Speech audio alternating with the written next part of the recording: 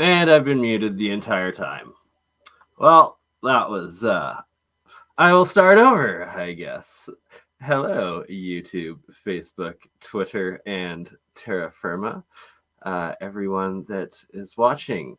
Today it is just myself, Bernard the Alchemist, and connecting what I've deciphered and what alchemy means to me and being able to apply it for all of you, such as the structured water charged colloidal waters like the colloidal silver, gold, monoatomic, zinc, and how it's in its plasma state, and kind of bringing together what David Hudson discovered and called ORMUS, orbitally rearranged electron molecule, but he would call it monoatomic elements in a plasma state is what it is. It's the fourth element of, or fourth state of elements, and what the Keshe Foundation calls GANs, gas, atom, nano, solid state.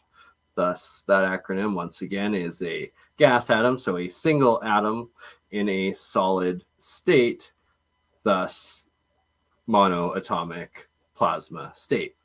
And I've been I connected with the Keshe Foundation, Mr. Fix-It Rick, he goes by on YouTube, Rick Crammond. He runs the plasma reactor group of the KFSSI Knowledge Seeker workshops. I partook in it, and we're going to be doing a lot more collaborations going forward. And yeah, there's been a lot of developments going on, so I will play, now that I have permission to share their videos and not worry about any sort of strikes, we will play part of their understanding plasma and the nano coding.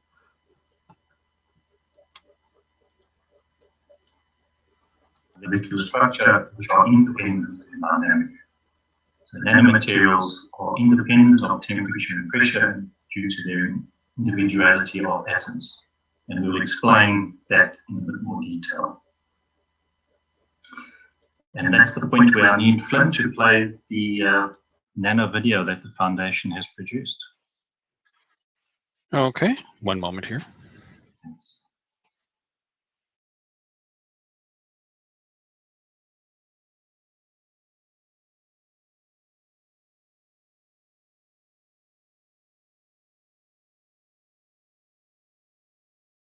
So just a little pretense. What they're showing here is how the corrosive layers of like the caustic, when you're nano coating your copper coils, you're breaking down the outer layers so that it will be able to interact with this monoatomic state, aka the plasma single atom state.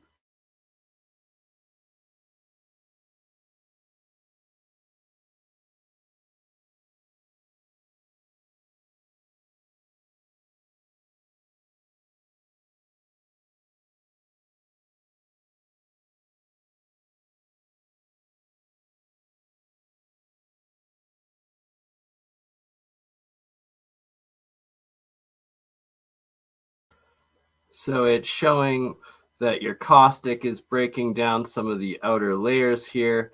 And I don't believe there's any sound. Do you want to read it as it goes through? No, people can read. Okay. All right, so I'm narrating because they screwed up in this video.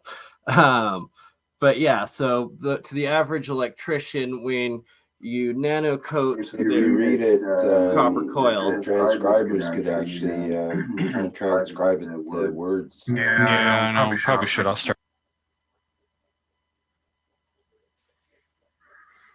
That way the translators later will have something to translate.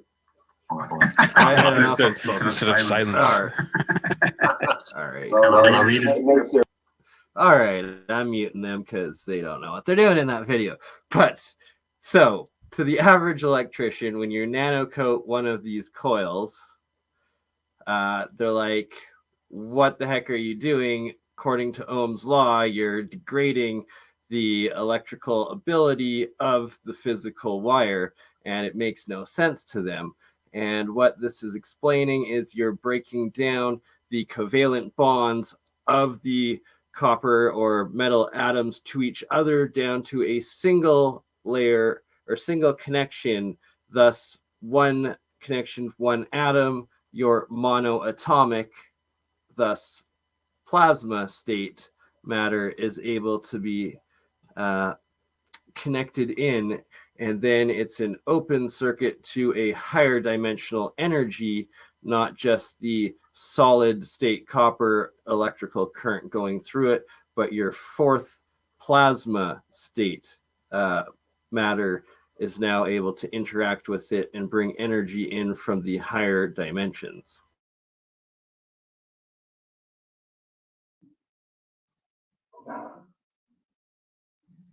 And I unmuted, hoping they were going to describe something in this, but they haven't. So the caustic environment loosens the bonds between your different atoms. There we go. So that they slightly reposition themselves. They're still attached to the matter, but they've changed their magnetical gravitational and have moved position from direct contact.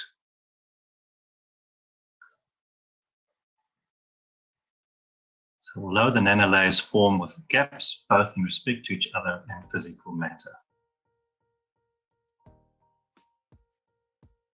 they're still connected to the matter, but they've positioned themselves. They're not free and independent from the physical matter. They are connected through gravitational magnetical field connection.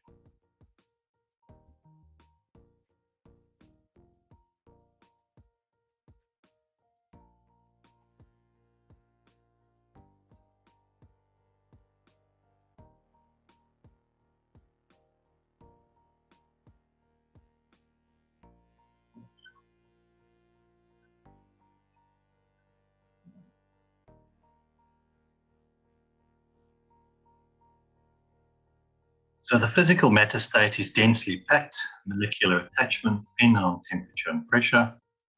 The monatomic layer, nanolayer position themselves and are connected through gravitational magnetic fields.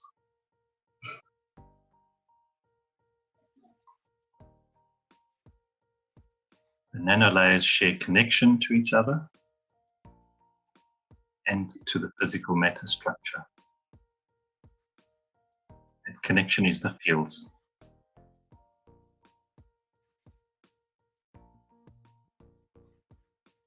Nanolayer formation is replacement by positioning of the gravitational magnetic field strength. This occurs from the inner physical matter structure to the outer monoatomic structure.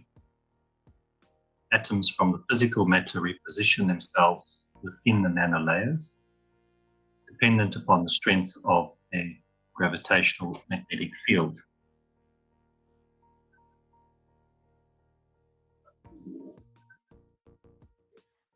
So they just find their position depending on their strength.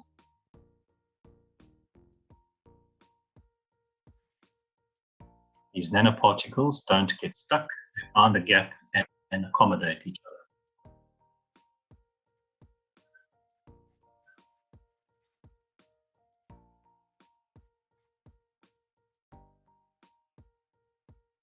The gaps within the nanolayers are not uniform.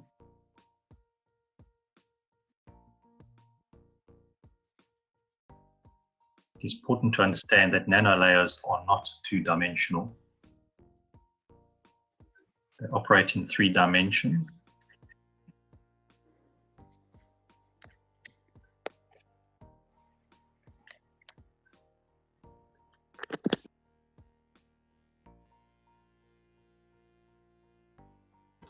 All right. Well, sadly, I didn't have what I wanted to show you, illustrate at that point available. Sorry about that, guys.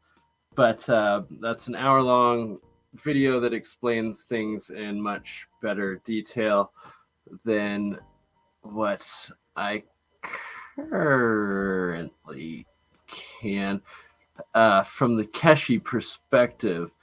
But what I'm going to show next is their second part of this plasma teaching series, and it's where I have a bit of discrepancy of how the Keshi Foundation interprets it and what they say to what my own understanding is from experiments and Sir Isaac Newton and David Hudson's work. And it's what I'm going to be trying to get clarity with the Keshi Foundation going forward. And what I believe is what they're showing here is the zinc monoatomic. They call it gas, or GANS, gas, nano, solid, state, matter, monoatomic, right? Your plasma state. And it's that Sir Isaac Newton, in his alchemy writings that I've been reading and deciphering, he states that all metal elements can be broken down into their most basic, singular, and he calls it molecular white state. And I interpret that as Old English to molecular state, thus that monoatomic. And I personally have been able to turn copper, aluminum, zinc, silver, gold, iron, nickel, and a few more, all straight into this single monoatomic white material. And that is the plasma state, right? It's also quantum state. When they go into talking about quantum entanglement of two atoms, that is how this is why it is quantum matter is because it is not entangled with a second atom. It is the single atom fluffy stuff. The jar that I'm showing you right now, it's was filled about 3 years ago, hasn't been opened since, and it's a combination of zinc, silver, a little bit of gold, and copper, probably about 50% zinc, 35% copper, 10% silver, 5% gold. But it's that all of those atoms can stay in that single atom monoatomic state indefinitely in this single plasma state of matter, and not solidify or particulate. For instance, when it turns blue-green, it oxidizes, and then you have your metal bonding with another two elements bonding together, the oxygen and the metal.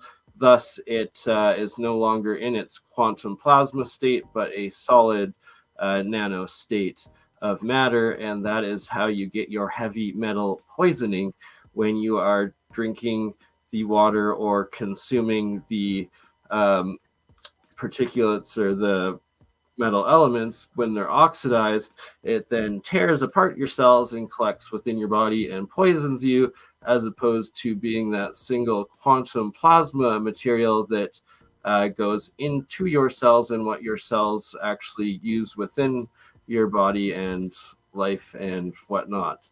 And where we get all of these legends of past great civilizations, and where they were using these monoatomic gold for as mana and prana, getting their energy from it, and all the crazy demigod effects that it supposedly had if you consumed the monoatomic gold properly and in alignment with the sun and moon. And I've also pretty sure that I've deciphered that the Philosopher's Stone is a combination of both monoatomic gold and silver combined, and I will go into that more in depth in a second or future video. For the meantime, back to the Keshi Foundation and their teachings, and it's that they also claim they make a lot of the CO2 GANs or monoatomic CO2, but it's like, where's the carbon coming from when you're making it off of copper and copper? I think it's actually monoatomic copper as opposed to the CO2 and the CH3. It's like, it looks like it's oxidized, not hybridized. Anywho, I don't know nuclear chemistry though, where Mehran Keshi is actually a second or third generation nuclear physicist and nuclear chemist. Thus, why I prefer to talk to them before trying to disclaim what they say certain materials are that they're making. Anywho, I'm going to play a little bit of this video while I get the next demonstration ready. Sometimes the basics and to do such a little corrections, otherwise it will become at random that somebody will obtain, some people will obtain very good results and others will obtain random results. So I posted, so we can also be site. They listen to that, so now they can see it. It's a gas, not a solid. Great, thanks for the correction. Thank you, Sander. I appreciate it.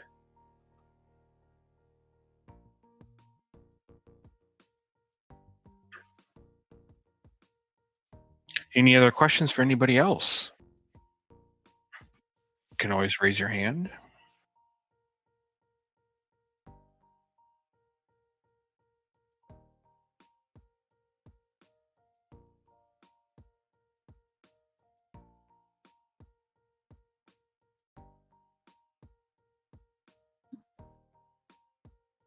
For every Okay, that's not at all what I thought it was. Okay, what I will show next. We'll just off topic for a minute and share some of Bruce Sees All recent uploads. I will post the link in the chat. Bruce is another fellow Canadian YouTuber. He comes from us from Quebec.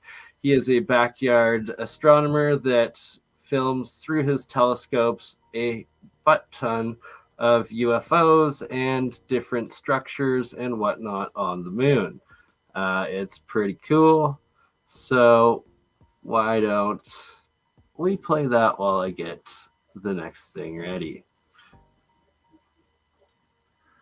Near impossible to see. So, on a scary note, and this is how all many of these footage invisible lights shot by are Bruce right here through his on telescopes Earth in his watching backyard. us? If these are beings, maybe they're light beings. Who knows? Right? A bit of everything in this video. Let's head over to the moon, where the moon people could possibly live, or maybe the moon people have lived in the past. NASA's not showing us these structures on the surface, that's for sure. I've proven that they're not pixels, so we're past that point. So who are they? Who's up there? And are these inhabited? Are they ancient structures, or are they just some type of connections to machinery, or is it just machinery? Take a very revealing look at the surface and you can understand very quickly that these objects, and I'll show it to you not inverted too, guys. You're going to flip. We have blurry patches everywhere, which is probably hiding everything. Could be even vegetation, all right? And then we see it this way. You're not going to tell me that that's a natural formation. Absolutely impossible. You see all the connections. You see the patches, again, vegetation or not, whatever it may be. Maybe it's what they're hauling out of the surface of the moon. And this square crater right in the center there, that no way in hell is that a crater. And the whole surface has many of these constructed like objects. Now, let's go to one of my best. A big audience doesn't necessarily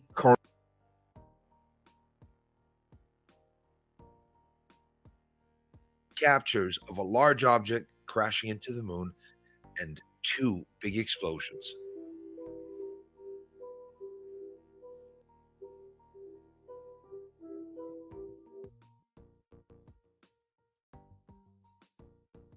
So of course we're really close up. You can see the small screen in the center was actually the full screen that I zoomed way back. We'll get in close too, but I'll filter it properly. Easy. Watch. First explosion, right? Look at the arm or leg or whatever part of what's coming down is. This, guys, is so freaking huge. There's the first explosion, but I want to show them to you both one after the other. There's the first one, and the right side will touch also the surface or near the surface of the atmosphere, and boom, an incredible explosion that's many miles wide as what looks like an object with even a shape, squarish at the end, that we'll see here. And wait till I filter it later. Boy, it's just not clearer than that. When I filter it, you're going to clearly see the object crashing. This object right there with an actual shape and form. I do this by a green filter and actually taking down the exposure to get rid of some of the smokes and hazes. And there's the explosion, and there's the right tube. You can see that object hitting the moon, which is absolutely incredible. One of the coolest ones probably that I saw hitting the moon. And don't forget, there's that Oumuamua like object that I also caught, which is like a snake, which we are going to show real quick. I'll show it briefly after this because it's an incredible capture. And of course, 2020, at the end of 2020, it's not that long ago. So there it is, coming down, flame at the bottom of the object, exposure completely taken down in the middle of the day. You can still see that light. And well, rare exclusive capture. Anywho, so that was just a demonstration that there are lots of different backyard astronomers and scientists out there, and I'm going to try to replicate some of Bruce's captures of these different. That was actually a horrible video of trying to demonstrate what I wanted to show of what Bruce captures. Usually they're like little lights hovering along the moon's surface that he captures during the day, flying around and stuff. But that the moon is extremely interesting, so I am going to start aiming my own telescope at it as the sun comes out over the spring and summer here. Now, this is more of what, in line of what I wanted to illustrate and talk about, and how it can be applied by all of us. And it's the different spectrums of claims of hydrogen cars and how you use hydrogen fuel into cars. And this is a video done yesterday by my good friend Jeremy Rice, AlienScientist, and them discussing Bob Lazar's claims of his hydrogen vehicle. And originally I was a huge fan and believer of Lazar until I started looking into his claims more and the actual science of electrolysis, hydrogen, HHO gas, and Brown's gas, and all of that. And the more I do my own experiments, the more research I've done, like with watching the Tesla Tech channels and the Global Breakthrough Energy Movement presentations, Bob Greener's work, as well as Moray B. King is a huge leader in this field, and working with Mike with Faraday Research here, coming up with our plans going forward for this research development. And well, with the stupid conflicts of genocidal people all over the world these days and the prices of petrochemicals, well, it's time that we start supplementing, and instead of burning our carbohydrate gases into the atmosphere, let's just use water because it's free. And well, you combine HHO through explosion, it turns back into water as your vapor. So yeah, we'll let you guys decide what you think of Bob Lazar's claim and Jeremy going over discussing it, and just how preposterous this is that Bob claims, because there's so many easier ways where you can just split the water molecule right before the gas goes into the fuel injection of your engine, where you don't have to store the hydrogen, and it's just a small little charge separating it into that gas right before you use it in the piston engine, as opposed to Bob claiming that he's built this particle accelerator in his backyard to create these other chemicals to then be able to store it in a solid tank. It's just so complex that it just doesn't make sense. And it's when there's so many easier ways. It just seems like it's disinfo, and until Bob is willing to come forward and present it and show it what his claim are, like the actual car he has, and demonstrate it that it is what he's saying it is, I am becoming a bigger and bigger skeptic of his claims. Yourself, and you're not gonna be able to think. So this guy got all angry at Jeremy. Are we good now? Playing Bob's Yeah, I game. got you. Okay, so how do you explain the Lazar lithium-6 hydride hydrogen tanks in the Corvette back in the 80s and 90s? That was proven to be real. Where did he get the hydride from? He make it himself? People have been running cars off hydrogen since the 1940s. Yes. Bob Lazar maintains that he took a oh damn it, Jeremy, what the hell's that thing called? Yeah, so let's go with the hydrogen car video. This is a good one. Made freaking lithium hydride in his backyard. Okay, can you make the lithium hydride in your backyard? And if so, why aren't you doing it and showing us? How can he make an atom at a time?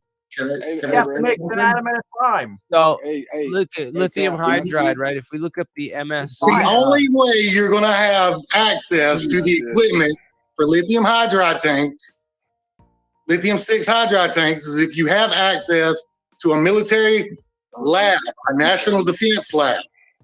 Okay, what kind of lab? And he's a genius engineer. He's been running United Nuclear for the past, I don't know what, 30 years now? Selling magnets. So what kind of equipment do you need to make lithium hydride? I don't know, alien scientists. You tell me. Remember, Jeremy? Hey, man, calm down, man. Remember, I'm saying, you guys get up here and run your fucking mouth, and you really are just talking heads. You're not engineers. Lazar was an engineer.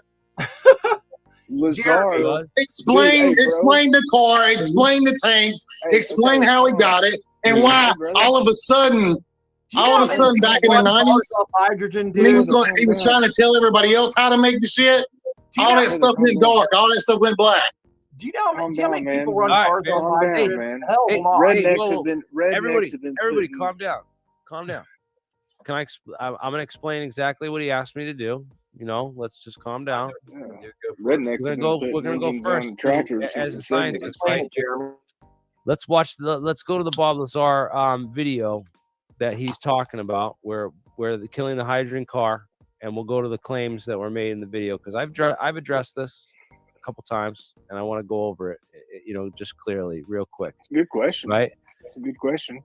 So you watch the video, right? Bob Lazar in the video, he claims, oh, how do you make lithium hydride? And he claims you need a particle accelerator. So that's the piece of scientific equipment. That's the piece of lab equipment that you need, according to Bob Lazar, to make lithium hydride. So what he's claiming that he's doing is using a particle accelerator to smash helium or nuclei together to create lithium, which is the next heaviest element up. Which you use a particle accelerator, you smash atoms together, and you can create like other atoms. You know, they put like a cesium-5 target in there, and they smash it with a bunch of high energy protons to create the element 115. Of course, if you read the element 115 article, and you understand the research that went into making the element 115 and the particle physics. So this is essentially the particle science that Bob's trying to convey here. But he says that he's making it at this particle accelerator that he's got on his ground. Where did he get a particle accelerator? Well, turns out Bob Bigelow I paid for him to build this particle accelerator, because he thought Bob Lazar's story was true, and that Bob Lazar, you know, could, create the element 115 if he had a particle accelerator. So he gave Bob money to make a particle accelerator. And then Bob made this car video claiming that he was using this particle accelerator to make lithium hydride for his hydrogen car videos. Okay. It turns out you can buy lithium hydride. Okay. And Bob Lazar runs a company that deals in, United Nuclear, right? He deals in getting a hold of, materials like this that are, government regulated or whatnot. He gets explosives. That's what his company started in, is getting explosives for people and chemicals and materials for manufacturing explosives that you can't get regularly. You can't just buy it directly from the chemical company. You have to be a supplier, a distributor, or a lab. So he created United Nuclear so he could be a distributor for labs and get access to a lot of these more hazardous materials, which you look up the material safety data sheet on lithium hydride, and then you fact check it against the information that Bob Lazar provides in this video. He said, basically lithium hydride, he says that it's not dangerous, it's efficient and more safe, but like there's laws that are put in place but as part of a conspiracy to prevent people from buying it, and that's just not he claimed it was a hydrogen sponge, remember? And then when you heated it up, it released the hydrogen, which would be ingenious. Yeah, it's a way to store hydrogen in a hydrogen tank, because hydrogen is really hard to store. And no one's saying Bob Lazar's stupid. I think he's smart as hell. Absolutely, the guy's very freaking smart. He knows some stuff, but again, smart, his facts are wrong here, because in this video he claims that he's using a particle accelerator to create lithium hydride, which means that you can only create one atom of lithium with the particle accelerator. Okay, lithium. Normally, we make lithium hydride. What we do is we mine lithium. We take mined lithium, raw lithium, and then we chemically process it to create the hydride. All right. To create that hydride sponge that can this specific form of lithium. So there's a process that's I won't get into because it's super complicated, but there's a process that they use to turn raw lithium, which they take out of the ground and mine in bulk, and then use to process and make lithium hydride. That's where it comes from. Okay. The Bob Lazar claims that what he's doing is he's making the lithium in his particle accelerator, which one collision creates one atom of lithium per collision. So that means to create 1 mole, which 1 mole, if we, according, our chemistry knowledge, right? 1 mole, Avogadro's number, right? Let's go back to high school chemistry here, people. Okay. We don't understand this stuff. Avogadro's number is 10 to the 23rd. Okay, that's how many atoms we need to create a usable amount of lithium for a fucking storage tank. 10 to the 23rd. So 10 to the 23rd. Let's get a mathematical, scientific concept. Okay, so now it's like, take how complex that Bob Lazar style of technology is, where he needs his own particle accelerator that apparently he has running in his backyard to make this lithium oxide, which is then crystallized in a tank that then the hydrogen is dissolved into and then is dissolved out to then be able to be used to fuel his car, which I've seen many comments in there in the chat saying it's ridiculous. It is ridiculous. Bert and Ernie here, you see a little bit of bubbling at the top there. That is hydrogen and the Brown's gas being made right there. Like, no particle accelerator needed, just some salt water. And it's just crazy. And now I'm going to play a video from Tesla Tech of some absolute geniuses, young geniuses from Texas here that actually show how they add hydrogen into the cars and vehicles and engines and the results they're getting from it, and Well, to say the least, no particle accelerator needed.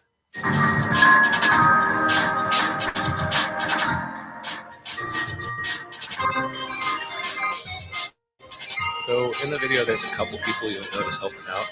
You might know Mark Cooper. He runs 100mpgmotors.com. We helped him build other vapor carbs. He actually has a kit car Lamborghini Diablo. So it sounds fancy. It looks cool. And I mean, the results are pretty up and down. We're still in the primary stages, but we've gotten up to 80 with it, 80 miles to the gallon. It's not going to stop there. It's very crude right now, but he's a whiz at programming and networking, so he builds computers. He was in town to help us do this, and right after he left, the computer popped. So, no computer. But this whole project is basically us putting together a mix of vapor carburetors, hydrogen units, and I guess we'll get into it later. Yeah. We'll get into it.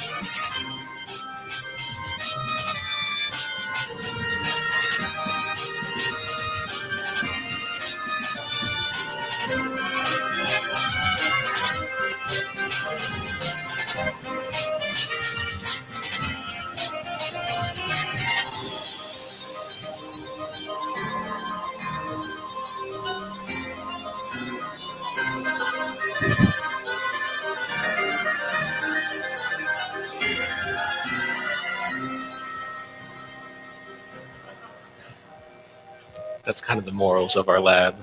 That's pretty much our style.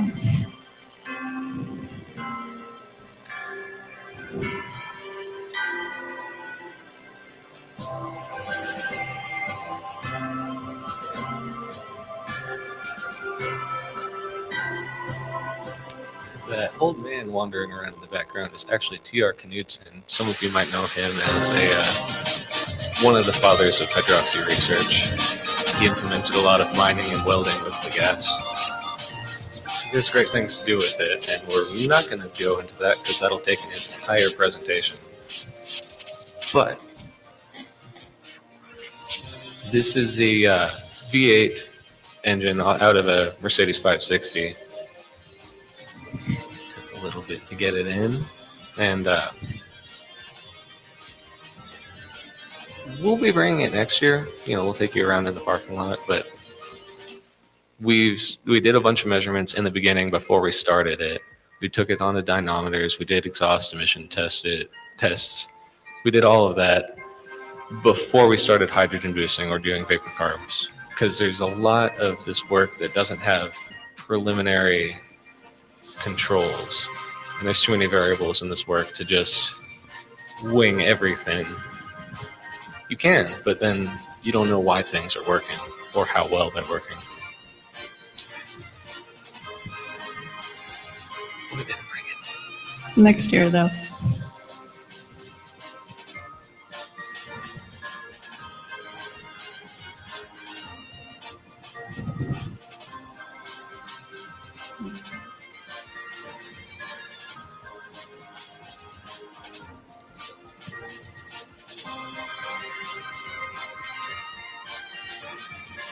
Look at her go.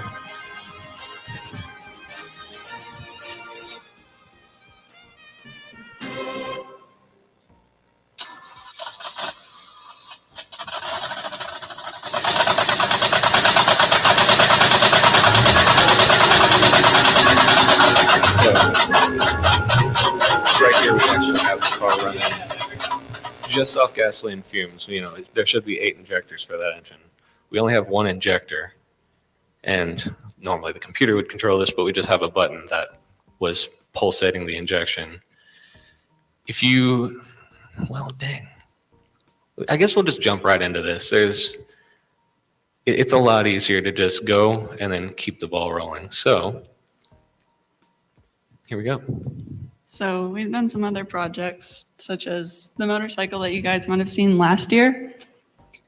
I was out in the parking lot, and it was all analog, so we'd have to like turn a bunch of butterfly knobs to get the mix right.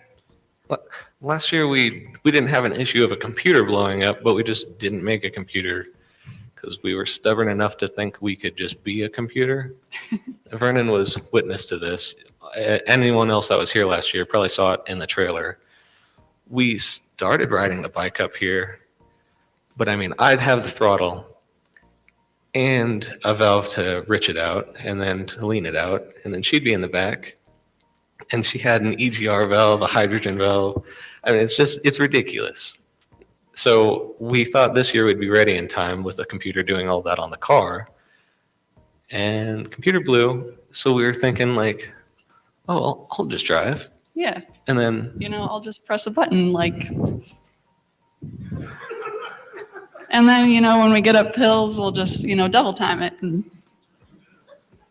so I would get a lot of muscle strength, but that wouldn't be really fun for like 14 hours. So Austin's not just down the road. But, the computer wouldn't take too much longer for us to rebuild. It's just it happened 3 days before we came here. But we still have enough to talk about, and we're going to delve back into the car later, but we're going to be talking on a good deal of how and why hydrogen boosting works, or vapor carburetors, or a lot of these not that crazy devices will function as far as boosting goes. There's a lot of people who want to get into it, but it's kind of rocky on where to start, and then you have so much extraordinary information. You could go out and start studying what Bob Boyce is doing, and that's not electrolysis. That's just, there is levels and levels above, but you need somewhere to start, and there's so much information that the how and why kind of get lost. I guess we can just jump forwards. Yeah. I don't think we took this car last year. No, we had a white car last year. We went on a road trip with this one 2 years ago. Mm-hmm. So we have a little demonstration of how and why hydrogen works, and we're just going to use our hands to demonstrate for you. I mean, again, not the woo-woo stuff, not any plasmoid energy, just the simplest, you bought a crappy cell on eBay and you're starting out.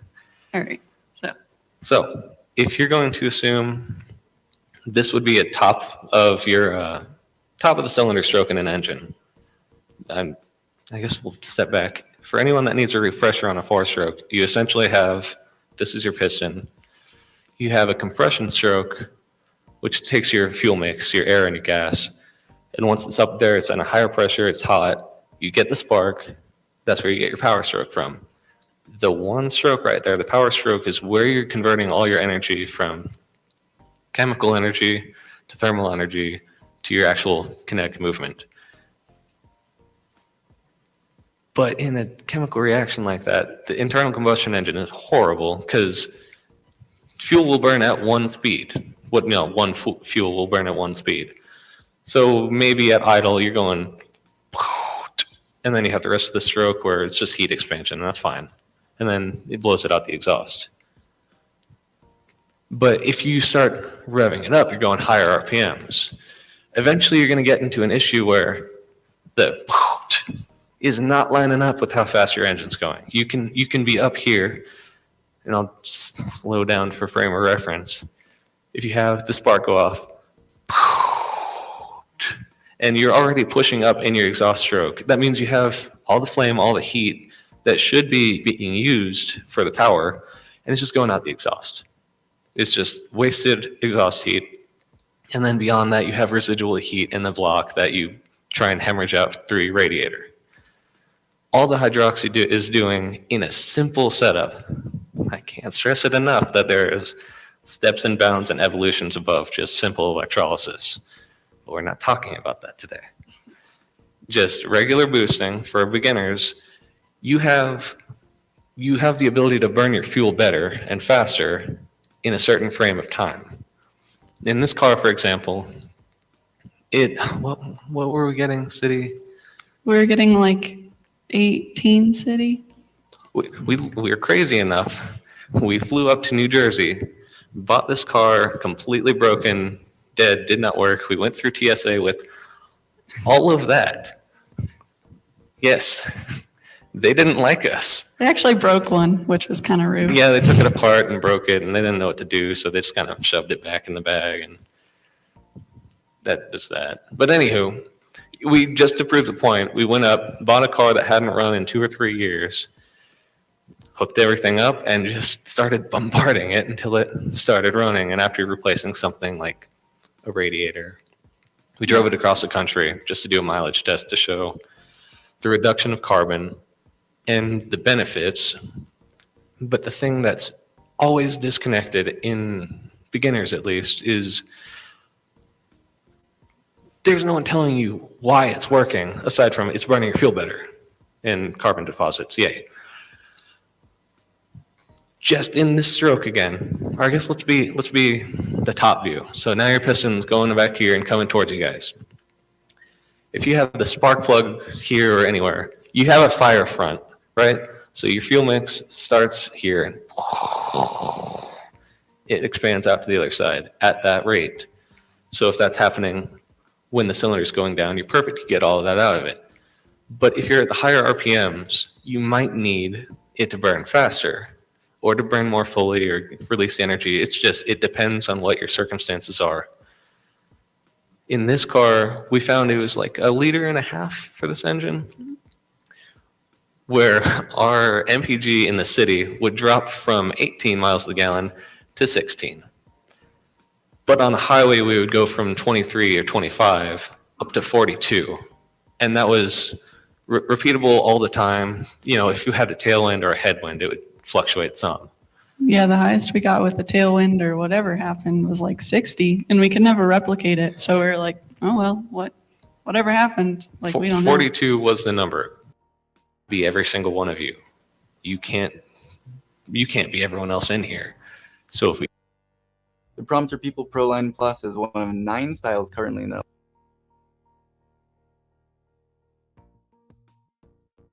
If we come together and work on these things, we'll actually get somewhere. We will actually build stuff. Progress will happen. It's pretty astonishing how amazing everyone here is, and yet how completely different we are. I mean, I have heard the most polar opposite of political opinions. I've seen people that in any other scenario at the bar would probably be getting into a fist fight. But here at this conference, they're standing, shaking hands, ecstatic. You couldn't be happier because there is the common thread. There is the common goal to progress. And I just ask everyone to share what they have. And if they can't share it currently because it's confidential, I understand. Write it down somewhere. Find someone who won't tell it, because it's really a shame when people pass and their secrets go down with them, and then we have to start all over. Because it's not just the one person's work. It's that person and everyone they knew their whole life. And it's really hard to replace that. I'm running out of things to say. I think that's it. Is there, I don't know what our time's doing right now. The schedule's changed a little bit, but I don't know what we got. Vernon. We have about 20 minutes for question and answers, if you That's like. perfect. Does anyone gain, even if we don't apply it to anything? I mentioned thermoelectric generators. I'm not really a fan. On this first page, our motorcycle, when Vernon came to see it, it's kind of small. The exhaust, if it's even visible to you guys, we had this square exhaust. We were trying to, that was our first method of trying to harvest the waste heat energy. You know, we'd get a few watts, and that would run the hydrogen units, and there we go. That was free. We started getting all sorts of gains, and that was our way around people telling us it was impossible. Hydrogen boosting is breaking the laws of thermodynamics. You know, okay, I'm pulling this off the waste heat. What are you going to say now? And it's giving so much more than just the 10 watts of energy I pulled out of the heat. We're getting a whole 300 extra watts of power on the dyno. It looks like over unity, and that's where a lot of the disconnect is. Various over unity hydrogen devices, this is not one of them. This is just cool. You can use it for health. You can use it for growing plants twice as fast. I stay away from those things talking because I'm horrified of the FDA. But I implore you to look into it. But the Fresnel lenses themselves are just a really easy way of focusing energy down, and then you can find any other way to transfer that energy, whether it's heat to electric, heat to motion like a Stirling engine. In fact, we'll probably bring one next year, just a little display device. We can have a little heat lamp above, show the temperature. You guys can go home and build this.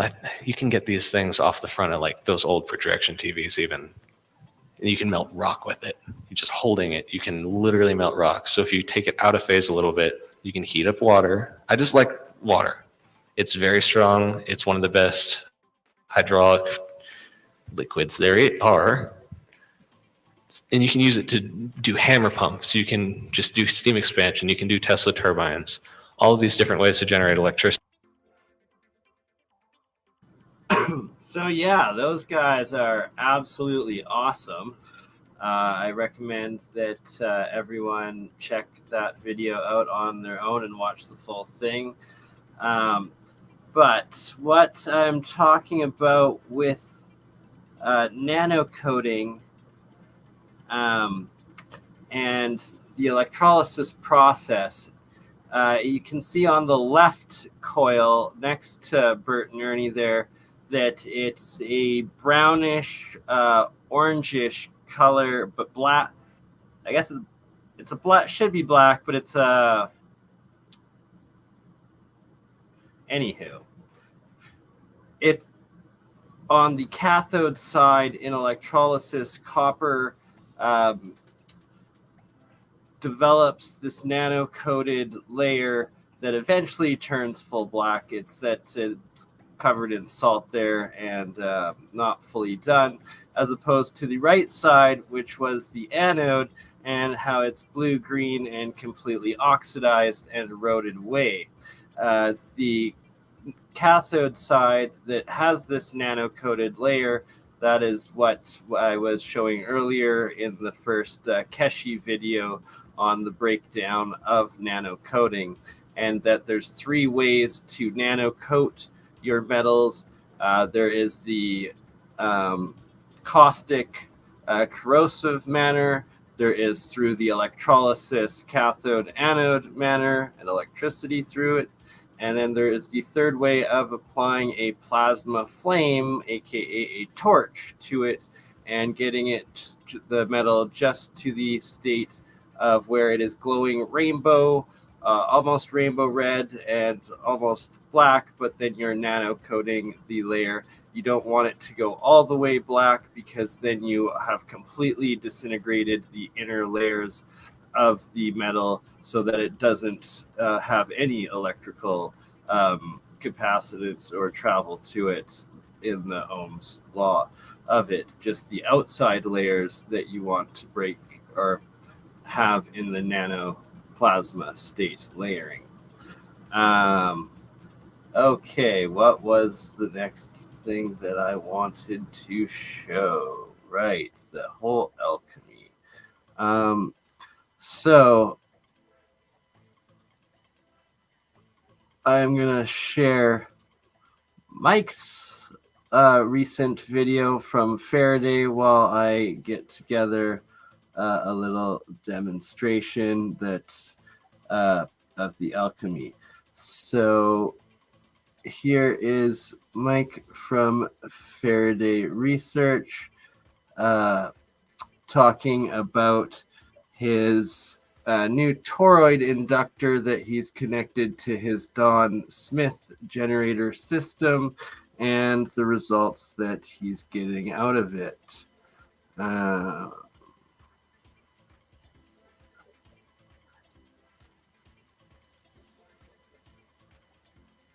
And here we go. Or actually Wednesday night, sorry.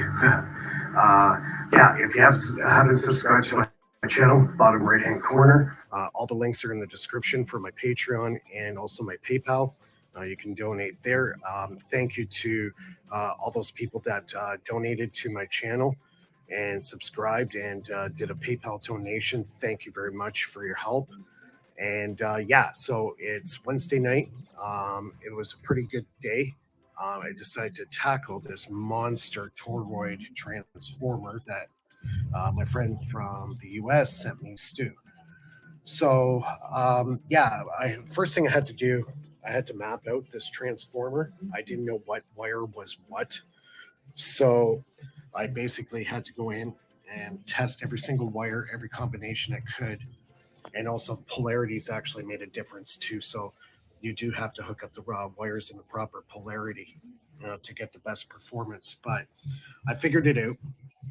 So what the deal is with this toroid transformer is this.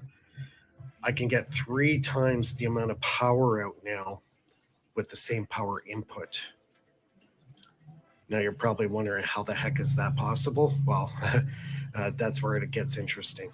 I'm going to do a video on that for my Patreons to give an explanation why this is. That I can get 3 times the amount of power out of one coil, one transformer, using the same amount of power input. So there's a multiplication factor that is going on with this. So I'll do a video for that, more explanation and theory on why that is in the Patreon. So if you're a Patreon, you'll get all the scoop on why this is. Why am I getting this multiplication factor? So now, instead of running just a 25-watt incandescent light bulb, I can run that one, I can run the 8-watt LED, and I can run the 4-watt. So I got 37 watts of output, and I'm only putting in 12 watts. Okay, so I'm at the point now where I actually have to step it up a bit. So my high voltage generators, this box here that I got on Amazon, I'm going to have to get a more powerful one. This one maximum is 11 kVA. So some of the other guys out there, they're using the SCRs that put out about 50,000 volts. So if I really want to make this thing honk, I'm going to have to step it up large on the power, the amount of power going in. Now, I also have to understand too, this is being generated by disruptive discharge. Okay, so there's a lot of different dynamics that goes into that, which also I'll be explaining in the Patreon. So I'll be doing a video strictly on that to explain all this. Now, yeah, so better. Okay, so I have it set at 11.6 volts, and it's going to hover around 900 milliamps to 1 amp. But I'm going to have all these bulbs lit up. So I'm just going to shut the light off so you can kind of see it a little better. And there we go. So all of them are lit up. So right now, yeah, it's not even 11 watts. Let's go to 12 watts. Okay, it's not even just shy of 12. Yeah, about 12 watts. So I got all 3 lights lit up full. 25, that's 8 watts, and that's 4.5 watts. So I got about 37.5 watts of power off of the same power source. Isn't that amazing? I'm not putting any more power than I did before in my last setup. It has to do with the transformer. So I'll get into the science of that later. But like I said, if I want to really step it up now, I got to get really large capacitors, okay, which can get very pricey for the size that I actually need to do 160 kilowatts. Yeah, so I need a lot larger capacitors, and I also need to get an SCR that can put out 50,000 volts. Right now I'm working at 11,000 volts. So yeah, it's going to work. I just need the right components to do it. I basically have the right understanding of how these things work. And yeah, I did this all within an hour. I was able to map out that giant, massive 30-pound toroid transformer. Works good. So now I just have to play with getting the frequency the way I want it and get the voltage where I want it. And yeah, I should be able to power regular devices. But the big one here, the most important, is the incandescent. And that's showing that I'm pulling amps. when you heat up an element, you're pulling amperage. That's very, very important. So, these ones here, just to kind of demonstrate that I am doing wattage. This one's rated at 8 watts. It simulates 40 watts, but it's 8 watts. And this one here simulates 30 watts, I believe, and it's really 4.5 watts. So I don't like the the LEDs. You don't really get a true power rating on them, but definitely the incandescent you do. So yeah, that's kind of where I'm at. But the windings on these are all different. So the one that's got the best wiring has the most turns to run this 25 watt bulb, obviously has the most turns. This one here has the least amount of turns. I'm going to have to get the specs off of Stu. I think he sent them to me. I'll have to check one of my emails what the actual turn ratios are. But that will give me an indication of how much power I can actually pump out of each circuit. So yeah, 3 times the power for the same amount of power input. I think that's pretty cool. So yeah, I'm definitely on the right track, and I'll just have to keep testing, and I guess I'm going to have to get a stronger SCR, something that's going to put out 50,000 volts. So yeah, that'll be probably in the next little while. I'll have to order that. I think that has to come directly from China, so that might take me a while to get, and I believe it's not on Amazon Prime, so that could take longer. So yeah, we'll leave it at that. If you like the video, give me a thumbs up. Bottom right hand corner, subscribe to.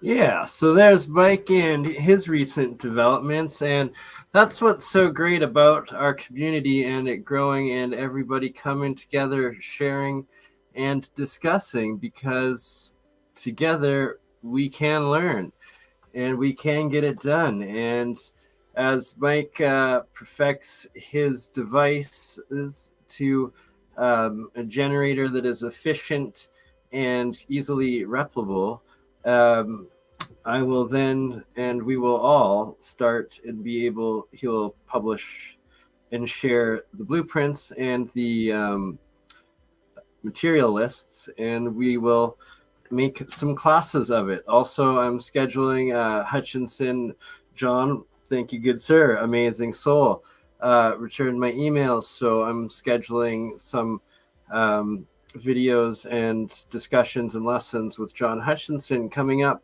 One of the first ones we will do will be a workshop and explanation of the crystal batteries that he's come up with, and him and his partner wife Nancy have perfected over the years, and many people have worked on replicating. It's also something that Mike is very interested in, and it's basically everlasting batteries through crystals in sealed caps, and I'm guessing that connecting some of these monoatomic plasma state metal elements, also known, and I believe what's MIT, I think it is, that has the guy with the patents for it,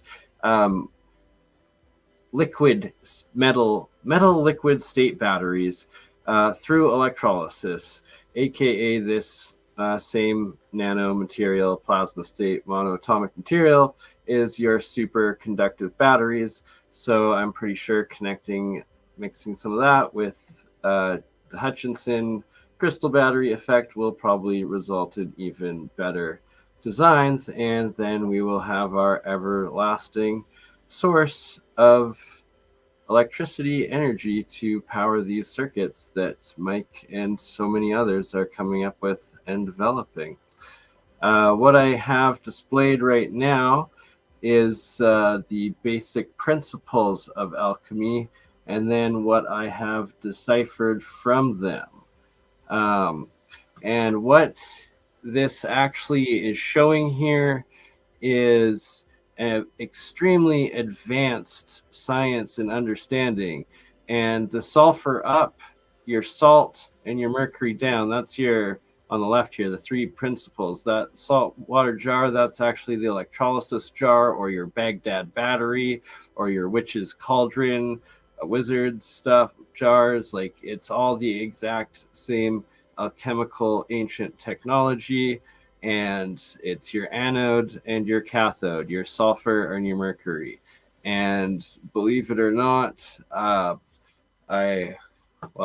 believe it or not, how about I just show and demonstrate what happens when, do I have a picture of it right now?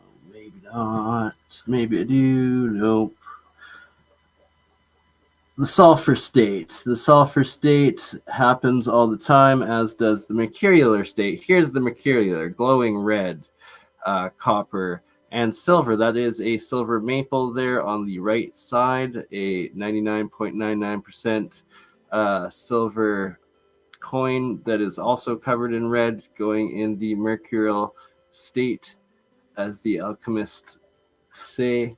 And so the sulfur, the yellow, when you disconnect the positive end and just the negative into your electrolysis, instantaneously all of your monoatomic and plasma state nanomaterial that was white, that was green or blue, oxidized, it all instantly turns to sulfide and turns yellow.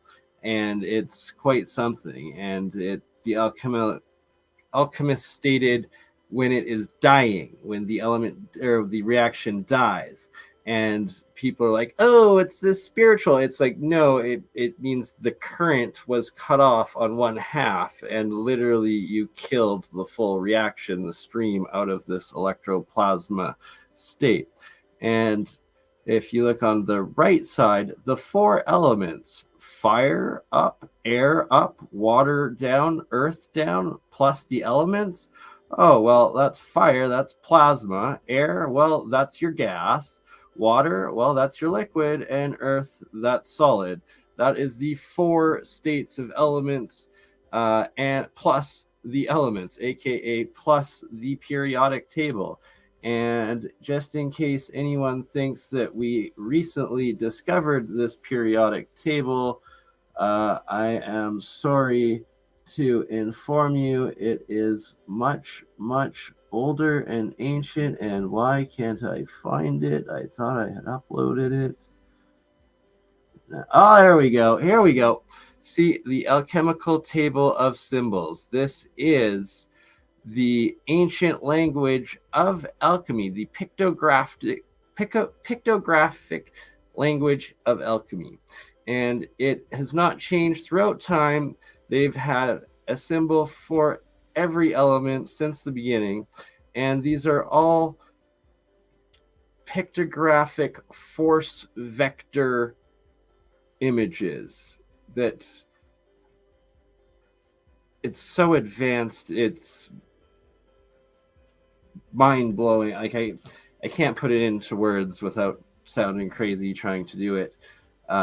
It's the language of the universe. It is something else. And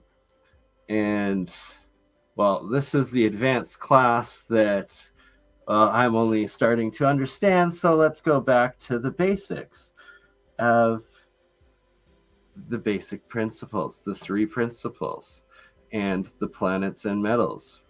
Sun, the gold.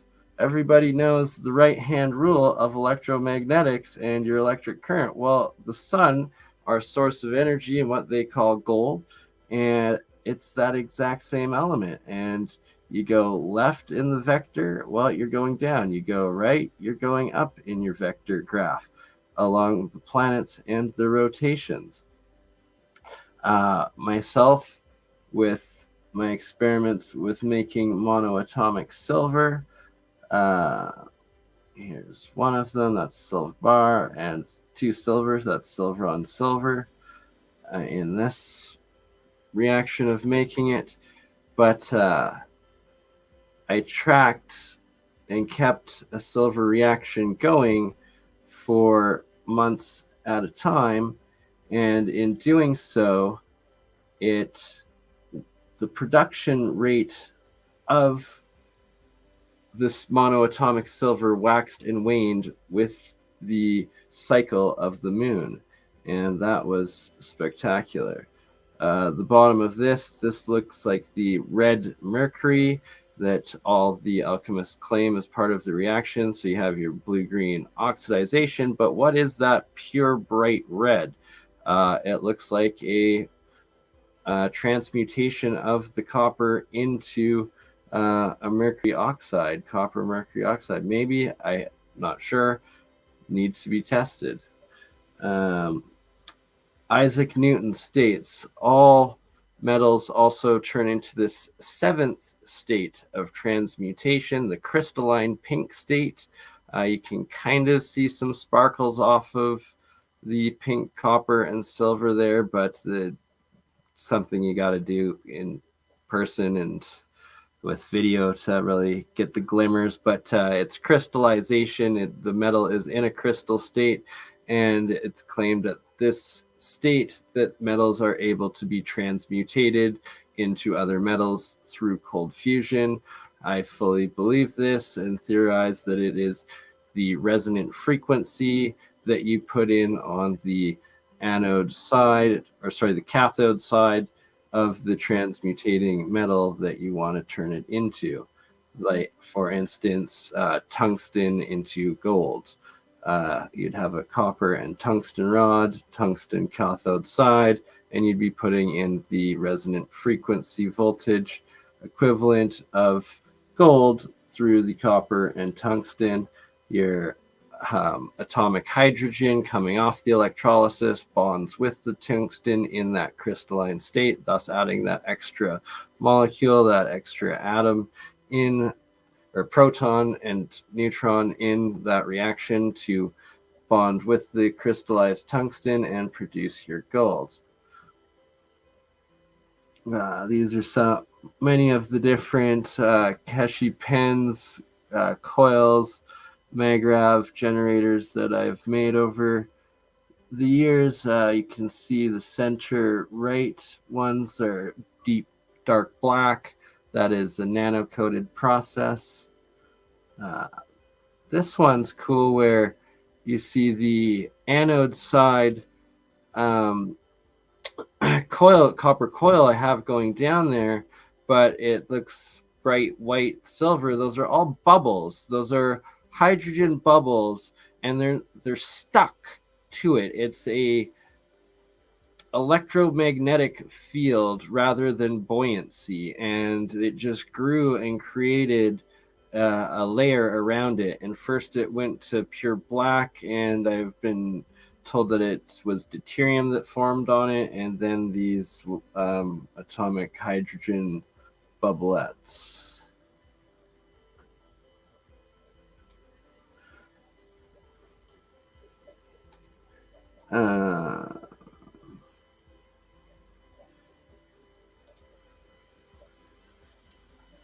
What else to discuss here?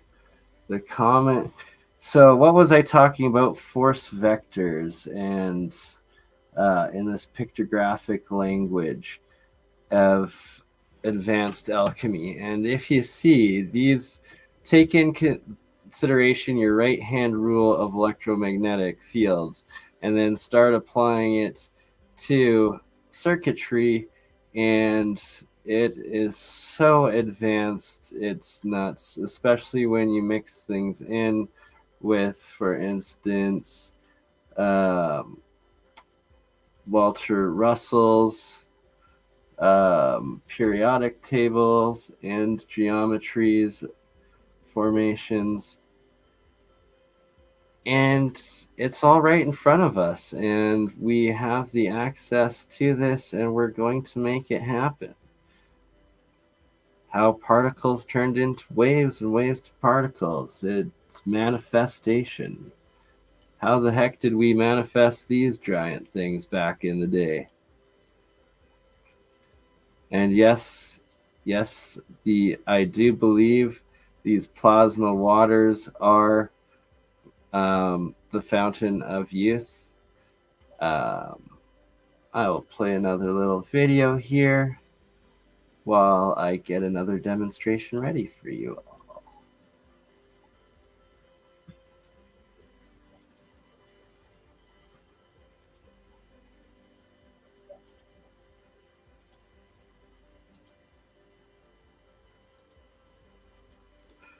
I noticed this recent upload, CT Tech, free energy generator, do it at home experiment. So let's check it out. I'll post the link for you guys. Anyone that has the time and want to do it.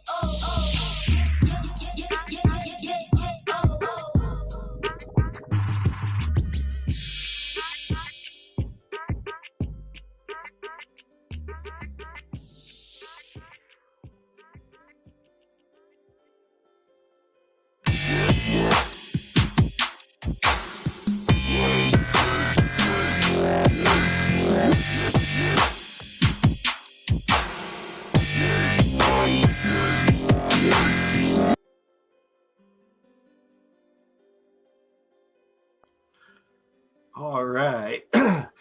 Muted that. Hopefully, ooh, and we got ads. Good time to mute it. Don't get any strikes. I'm guessing that that was YouTube friendly music that he put in his YouTube video that we are sharing. These are quite fascinating little experiments here. I'm going to have to show Mike and encourage any of our little electrical engineer friends and fellow wizards and hobbits out there to engage in replicating these. I'm also going to have to show this one at APEC because even the little solenoid coil, the ring magnet in the center, and then to the just straight to the light bulb, that interesting, very interesting proof of concept.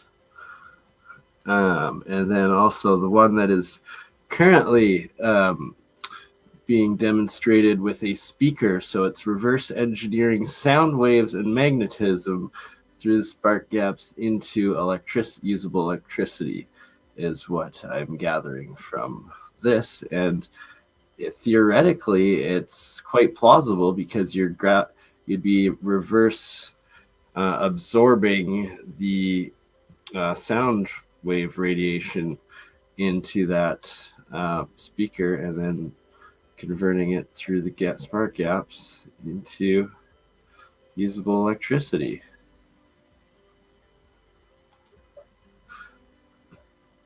And I've seen several different versions of these over the years. Also, this is a newer one using the two spark plugs there.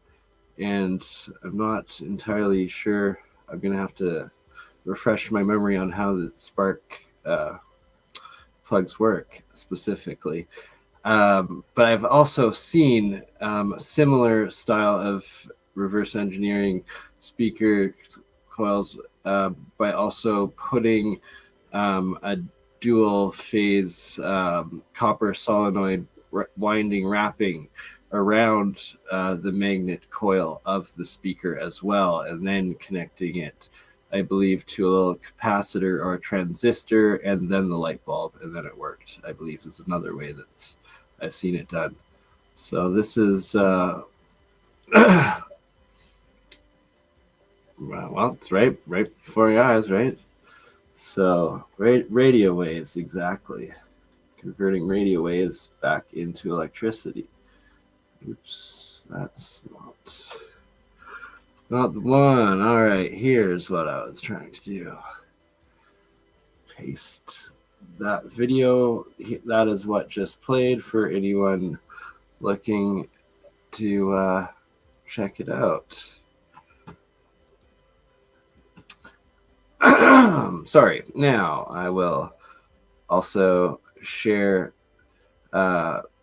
Rick from the Keshe Foundation, his YouTube site, Mr. Fix-It Rick. There's some pretty fascinating builds and experiments that he's done over the years, including a crystal radio build, one of Tesla's builds back in the day. For anyone interested, here is Rick's channel. And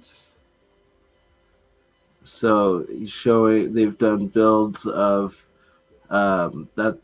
this one I have over toggled. It's several of these monoatomic solutions, I believe, like bismuth, titanium, and gold silver mixes.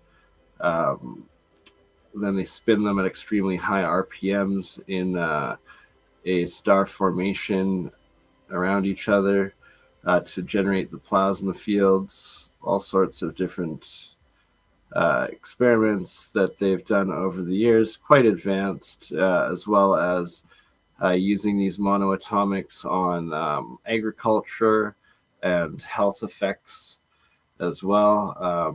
There's so many detailed teachings and recorded experiments in depth that I highly recommend people check it out that are interested in these topics.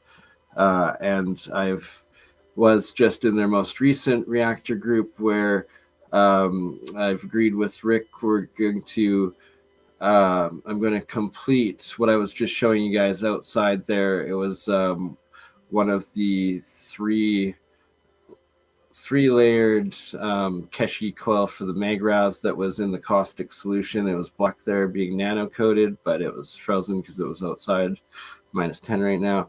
And then I was also showing that in the frozen saltwater solution that was ice, you hook up a little electricity, is still making hydrogen and brown gas and bubbling out of the ice block and liquefying with just small 5-volt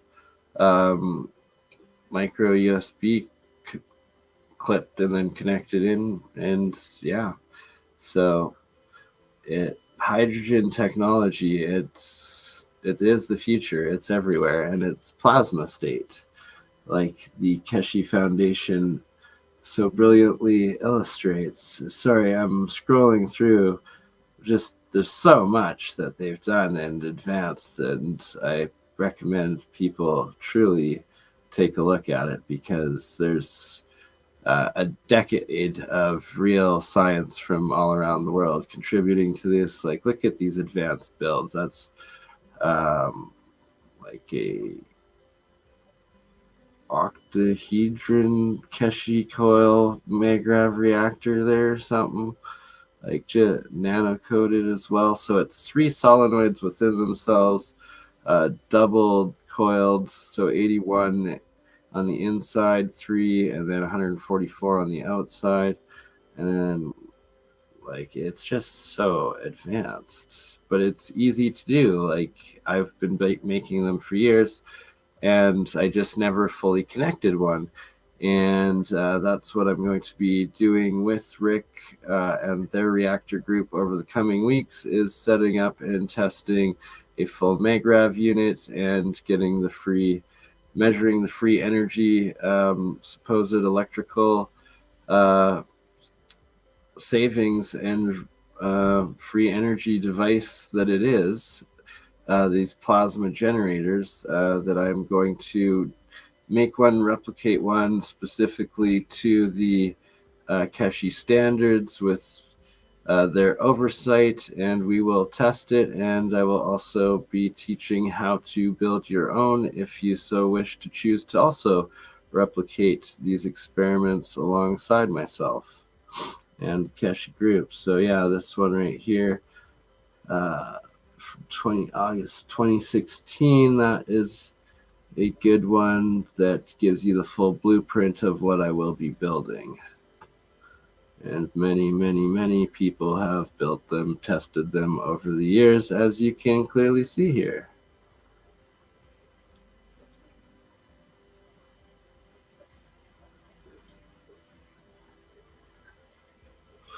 Oh, yes, and good call on theory hypothesis, because I definitely have that as one of the topics to share today, too. I love Ken Wheeler, and so do you.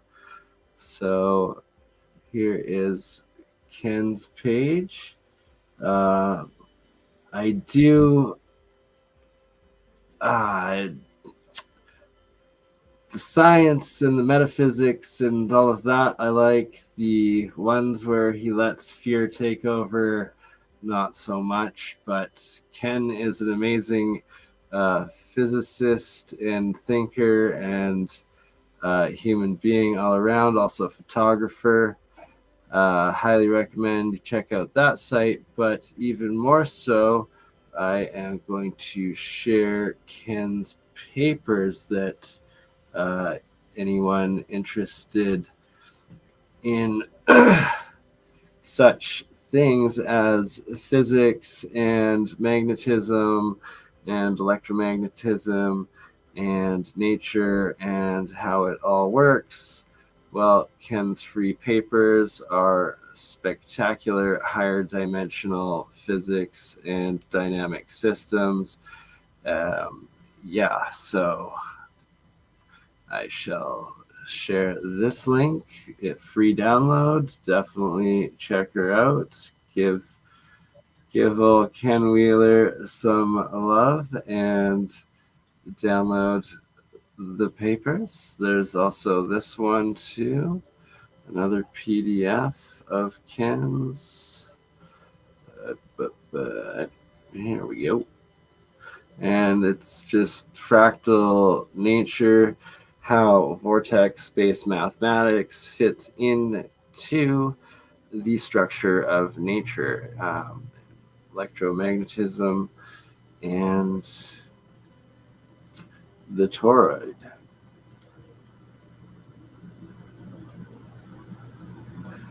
So yeah, definitely give those a free download and read. It's great stuff.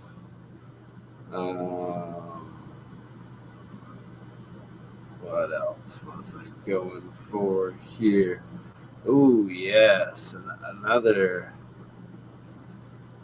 hours upon hours upon hours of just listening. I usually put one of these between 1 to 12 hour readings on while I go to sleep, or just listening in the background, all of Rudolf Steiner's translations, and this one is of the Rosicrucian.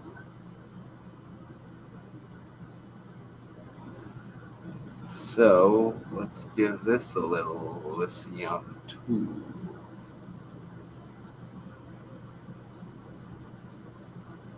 Listening to RudolfSteinerAudio.com. If you are listening to the podcast of this, it is located at RudolfSteiner.podbean.com.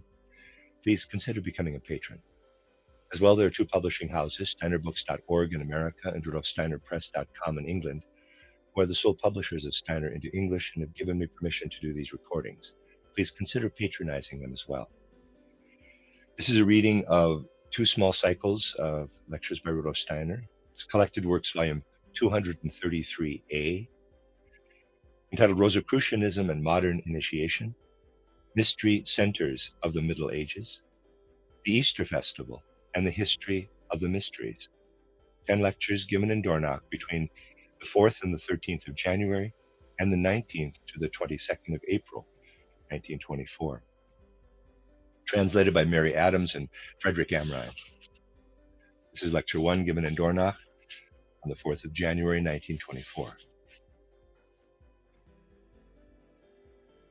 Following on what I had to bring before you in the lectures given at our Christmas conference, I would like now to speak of the movement that is leading us in modern times to research into the life of the Spirit. I referred to the movement that is spoken of under the name of Rosicrucianism, or is given some other designation. And I should like to take this opportunity of giving you a picture of it in its inner aspect and nature. It will be necessary, first of all, by way of introduction, to say something about the whole manner of forming ideas that had become customary round about the 9th, 10th, and 11th centuries CE, and that has actually disappeared only at the end of the 18th century, for it can be found here and there among stragglers, as it were, even as late as the 19th century. I do not intend today to go into the whole history of the movement, but rather to put forward some conceptions and ideas that you should think of as inwardly experienced by certain people belonging to those earlier centuries. For it is not generally realized that we have only to go back a comparatively short time in history to find that the scholars were possessed of a world of ideas altogether different from our own. In these days we speak of chemical substances, and we enumerate 70 or 80 distinct chemical elements. We have no idea how very little we are saying when we name one substance oxygen, another nitrogen, and so on. Oxygen, for instance, is something that is present only under certain definite conditions, conditions of warmth, for example. And no reasonable person can unite a conception of reality with something that, when the temperature is raised by so and so many degrees, is no longer present in the same measure or manner as it is under the conditions that obtain for our physical life on Earth. It was the realization of facts like this that underlay research during the earlier centuries of the Middle Ages. The research of those times set out to get beyond what is only relative existence and arrive at real existence. Thus I posit a transition between the 9th and 10th centuries CE. For up to this time, humanity's perceptions were still very spiritual. It would never, for example, have occurred to scholars of the 9th century to imagine angels, archangels, or seraphim as falling short in respect of reality, purely, I mean, in respect of reality, of the physical people they saw with their eyes. You will find that before the 10th century, scholars always speak of the spiritual beings, the so-called intelligences of the cosmos, as we do of beings we actually meet in life. Humans of that time were, of course, well aware that the day was long past when the beholding of spiritual beings had been a common human experience, but they knew that in certain circumstances, some apprehension of their presence could still be had. We must not, for instance, overlook the fact that on into the 9th and 10th centuries, countless priests of the Catholic Church were quite conscious of how, in the course of their celebration of the Mass, it would happen that in this or that act of the ritual, they encountered spiritual beings, intelligences of the cosmos. With the coming of the 9th and 10th centuries, however, all such direct and immediate contact with the intelligences of the universe began to disappear from human consciousness, and they began to develop in its place consciousness of the elements of the cosmos, the earthy element, the fluid or watery, the airy, the warm or fiery. And so it came about that just as hitherto humanity had spoken of cosmic intelligences that rule the movements of the planets, that lead the planets across the constellations of the fixed stars, and so forth, now they begin to speak rather of the intermediate environment of the Earth. They spoke of the elements of earth, water, air, fire, of chemical substances in the modern sense of the word, they did not as yet take account. That came much later. And indeed, it would be a great mistake to imagine that scholars of the 14th century, even in some sense scholars of the 18th century, had ideas of the elements, warmth, air, water, earth, that resemble the ideas we have today. Warmth is spoken of today merely as a state in which bodies exist. No one speaks any longer of actual warmth ether. Air and water have likewise become for us moderns completely abstract conceptions. It is time we studied the ideas of these earlier centuries and learned to enter into a true understanding of them. And so today I would like to give you a picture showing you how a scholar of those times would speak. When I wrote my book, The Secret Doctrine, footnote, more commonly known as Occult Science or An Outline of Esoteric Science, end of footnote, I was obliged to make the account of the evolution of the earth accord somewhat with the prevailing ideas of the present day. In the 12th or 13th centuries, people would have been able to give the account quite differently. The following might then have been found in a certain chapter, for instance, of The Secret Doctrine. An idea would have been called up to begin with of the beings who may be designated as those of the first hierarchy: seraphim, cherubim, thrones.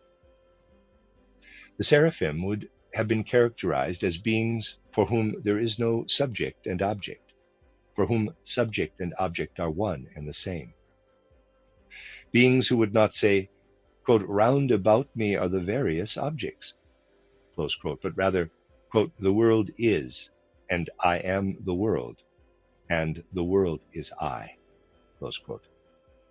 Such beings know only of themselves, and these beings, these seraphim, know of themselves through an inner experience of which we have only a weak reflection when we are filled, let us say, with a burning enthusiasm.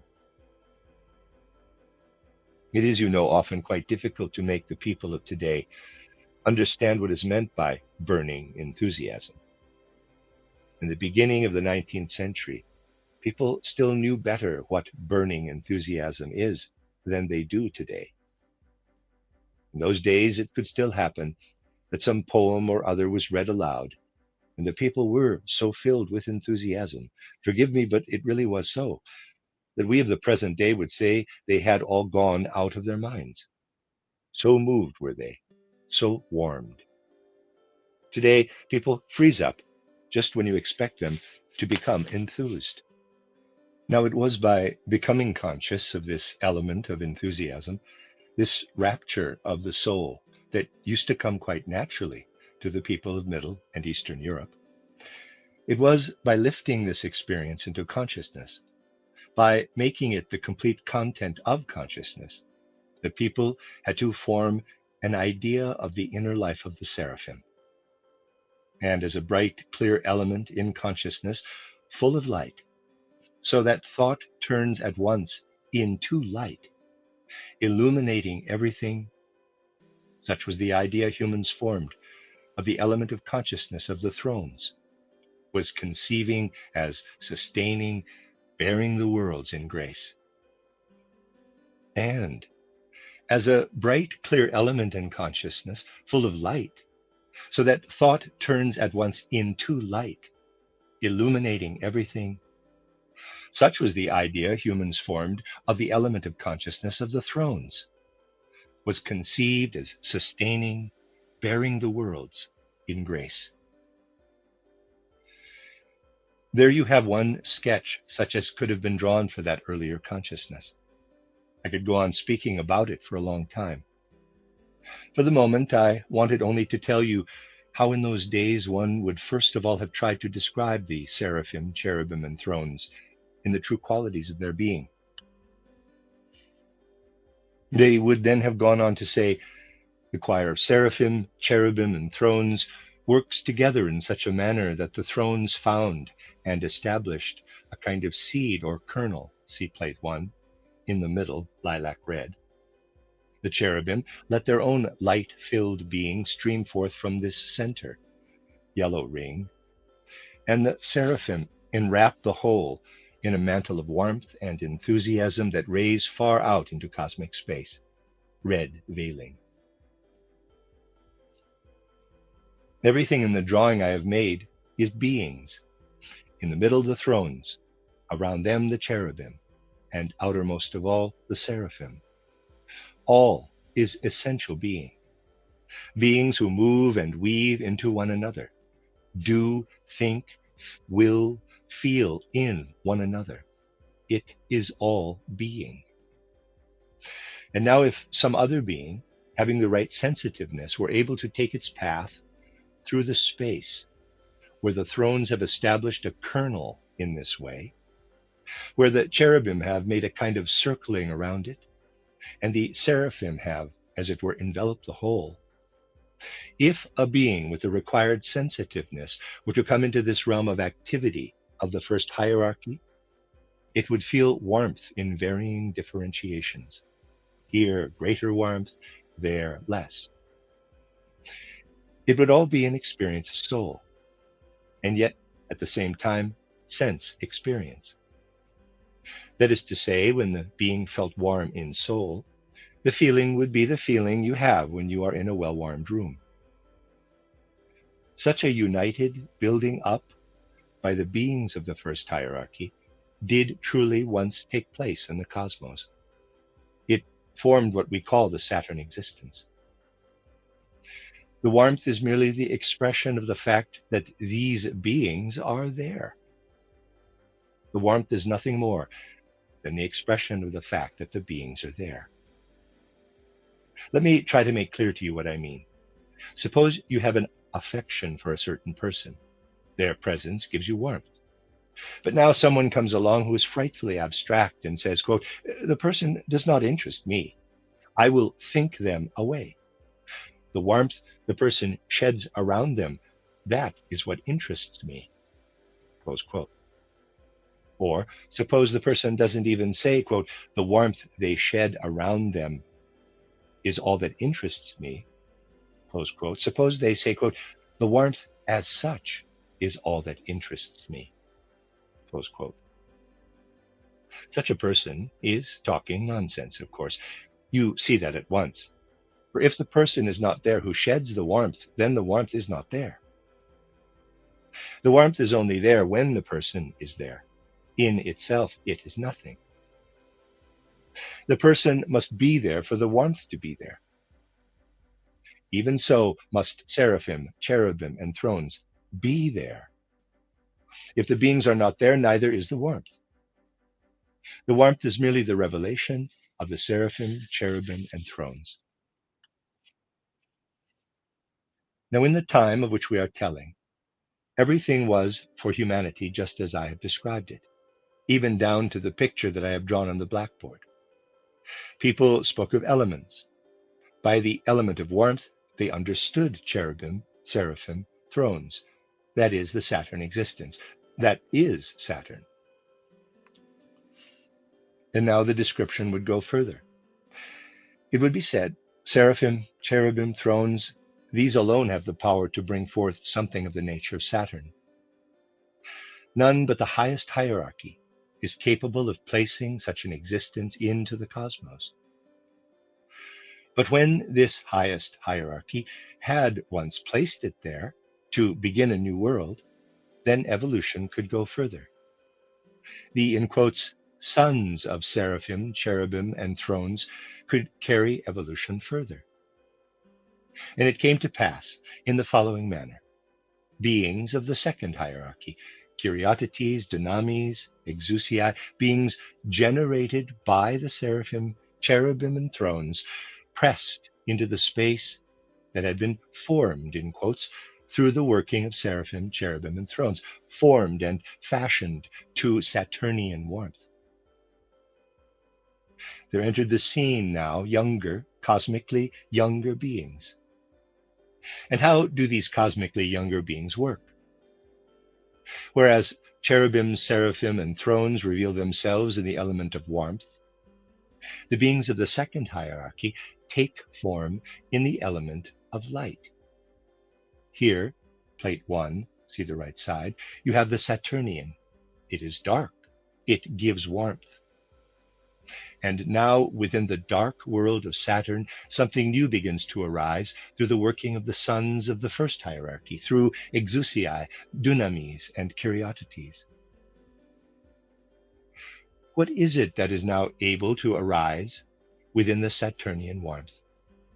The penetration of the second hierarchy signifies an inner illumination. Saturnian warmth is inwardly illuminated by light. It also becomes denser. Instead of the warmth element alone, there is now also air. Thus we have on the one hand the entry of the second hierarchy coming to revelation in light.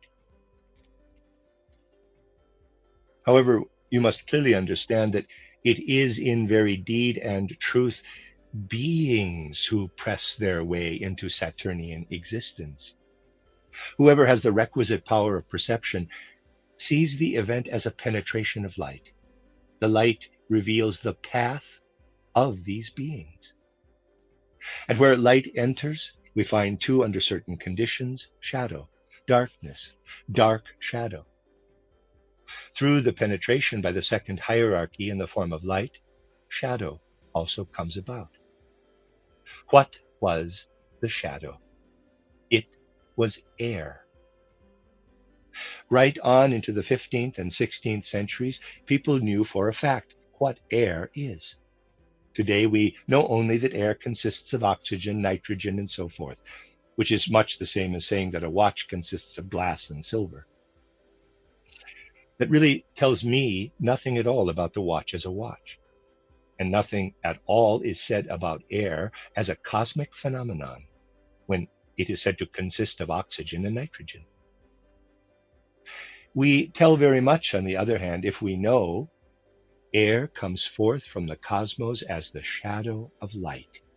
See plate 1. In actual fact, we have, with the entry of the second hierarchy into the Saturnine warmth, the entry of light, white shadow, and of the shadow of light, air, green serpentine lines. And with that we have, in quotes, sun. Such is the way we would have to speak in the 13th century. And what follows after this? The further evolution comes about through the working of the sons of the second hierarchy, the archai, archangels, and angels. The second hierarchy have accomplished the entry of the element of light, light that is drawn along behind its shadow, the darkness of air, not the indifferent neutral darkness that belongs to Saturn, the darkness that is simply absence of light, but the darkness that is the antithesis of light. And now to this element of light, the third hierarchy, archai, archangels, angels, add by virtue of their nature and being a new element, an element that is like our human desire, like our impulse to strive after something, to long for something. And thereby the following comes to pass. Some say archai or archangel being enters here and comes upon an element of light, encounters, as it were, a place of light. In this place of light, the being will then receive, through its very receptivity for the light, the urge, the desire for darkness. The angelic being carries light into darkness, or an angelic being may carry darkness into light. These beings become thus mediators, messengers between light and darkness. And as a result of this, what previously has only shone in light and drawn along behind its shadow, the darkness of air, begins now to shine in color, to glow in a play of color. Light begins to appear in darkness, darkness in light. The third hierarchy create color. Out of light and darkness, they conjure forth color. In the time of Aristotle, people still knew, when they gave themselves up to contemplation in the mysteries, whence colors come. They knew that it is the beings of the third hierarchy who have to do with color. Aristotle himself, in his Color Harmony, declares that color signifies a working together of light and darkness. But this spiritual element in human thought, whereby he knew that behind warmth he had to see beings of the first hierarchy, behind light and its shadow, darkness, beings of the second hierarchy, and behind the iridescent play of color, shimmering in a great cosmic harmony, beings of the third hierarchy, this spiritual element in human thought has been lost. And nothing is left for us today but the unhappy Newtonian theory of color. The initiates continued to smile at Newton's theory until the 18th century. Then it became an article of faith for professional physicists. We really must have lost all knowledge of the spiritual world if we can speak in the sense of Newton's theory of color. Anyone who is still inwardly stimulated by the spiritual world, as was the case with Goethe, will resist it. Such a person will place before his fellows the truth of the matter, as Goethe did, and attack with all his might. Goethe never railed so strongly as when he had to scold Newton. He went for him and his theory hammer and tongs. Such a thing is incomprehensible nowadays, for the simple reason that in our time anyone who does not recognize the Newtonian theory of color is a fool in the eyes of physicists. But things were different in Goethe's time. He did not stand alone. True, he stood alone as one who spoke openly on the matter, but there were others who knew, even as late as the end of the 18th century, whence color comes, who knew with absolute certainty how color wells up from within the spiritual. We have seen that air is the shadow of light, and as when light arises under certain conditions we find the dark shadow, so when color is present and works as a reality, and it can do so when it penetrates into the airy element, when it flames up in this air, when, in a word, it is something, is a reality flashing and sparkling in the element of air. When this is so, then under certain conditions, we get pressure, counter-pressure. And out of the very real color there comes into being the fluid element of water. Just as for cosmic thinking the shadow of light is air, so is water the reflection, the creation of color in the cosmos. Perhaps you will say, no, that I cannot understand. But try for once really to grasp color in its true meaning. Red. Surely you do not think that red is, in its essence, the neutral surface it is generally regarded as being. Red is something that makes an attack upon you. I have often spoken of this. You want to run away from red. It thrusts you back. Blue-violet, on the other hand, is something you want to run after. It runs away from you all the time. It grows deeper and deeper. In the colors, everything is alive. The colors are a world in themselves, and the sole element in the world of color simply cannot exist without movement. If we follow the colors in the experience of our souls, we ourselves must follow the movement. People gape at the rainbow. But if you look at the rainbow with a little imagination, you can see elemental beings there. These elemental beings are full of activity, and they demonstrate their activity in a most remarkable manner. Here, where there is red and yellow, you see some of the elemental beings streaming forth from the rainbow, continually coming out of it. They move across, and the moment they reach the lower end of the green, they feel drawn to it. You see them disappear at this point, where there is green and blue. Readers aside, there is a picture here. End of readers aside. On the other side, they come out again. To someone who can view it with imagination, the whole rainbow is a revelation of the spiritual, of the streaming out and disappearing again within of the spiritual. It is like a spiritual cylinder, wonderful to behold. And you can observe as well how these spiritual beings come forth from the rainbow with extreme fear, and then how they go in with an absolutely invincible courage. When you look at the red-yellow, you see fear streaming out. And when you look at the blue-violet, you have the feeling that there all is courage and bravery of heart. Picture it to yourself. What I see before me is not just a rainbow. See plate 2. Here beings are coming out of it. Turning the page 90 degrees, there is courage. And now the courage disappears again. Now the I-E-Y-E is oriented. But now imagine it is there before you in all its colors, red, yellow, and so forth, and it receives a certain density. You can easily imagine how this will give rise to the element of water. And in this watery element, spiritual beings live.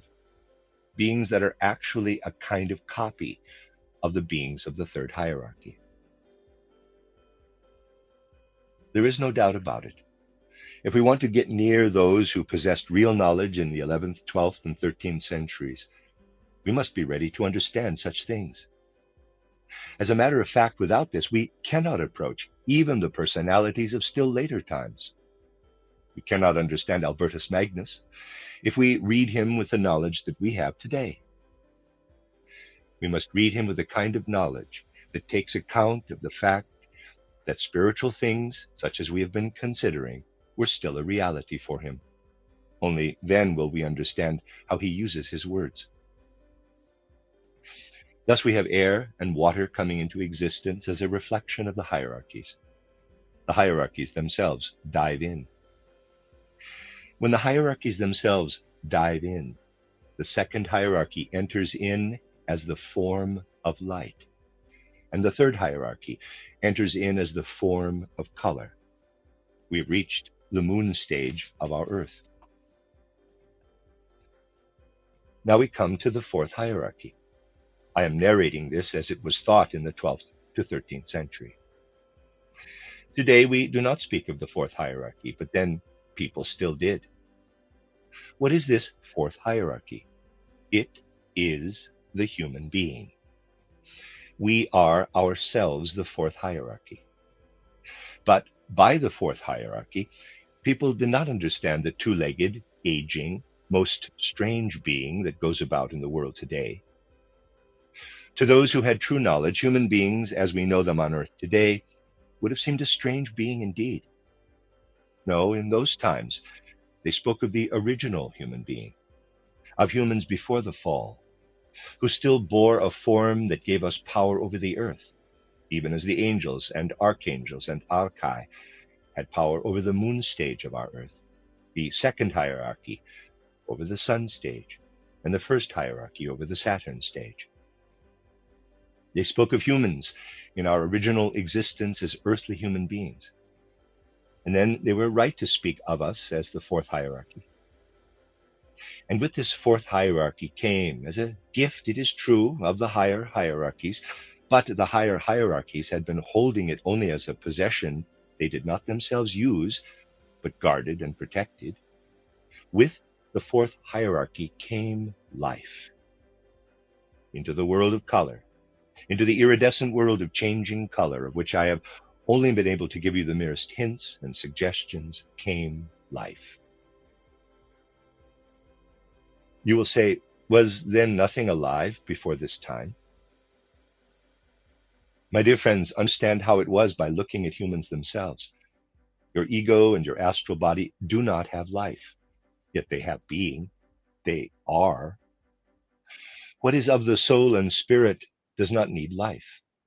Life begins only with your etheric body. And the etheric body is something external. It is of the nature of the sheath.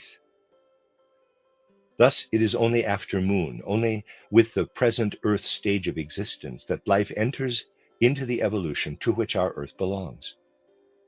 The iridescent world of color was experienced. And now, not only do angels and archangels and archai experience a longing desire to carry darkness into light and light into darkness, thereby calling forth the play of color in the planet. Now, desire became manifest to experience this play of color as something inward, to feel it all inwardly. When darkness dominates light, to feel weakness, lassitude, and when light dominates darkness, to feel activity. For what is really happening when you walk? When you walk, light is predominating in you over darkness. But when you sit and are lazy and indolent, then darkness is predominating over light. It is an effect of color on the soul, an iridescent play of color, not physical, but of the soul. Color permeated with life, in its iridescence suffused with life. That is what appeared with the coming of the fourth hierarchy, the human being. And in this moment of cosmic becoming, the forces that had been active in the iridescent play of color began to form contours, began to fashion contours. Life, as it rounded off, de-cornered, de-edged the colors, called into being the hard form of the crystal, and we are within earthly existence.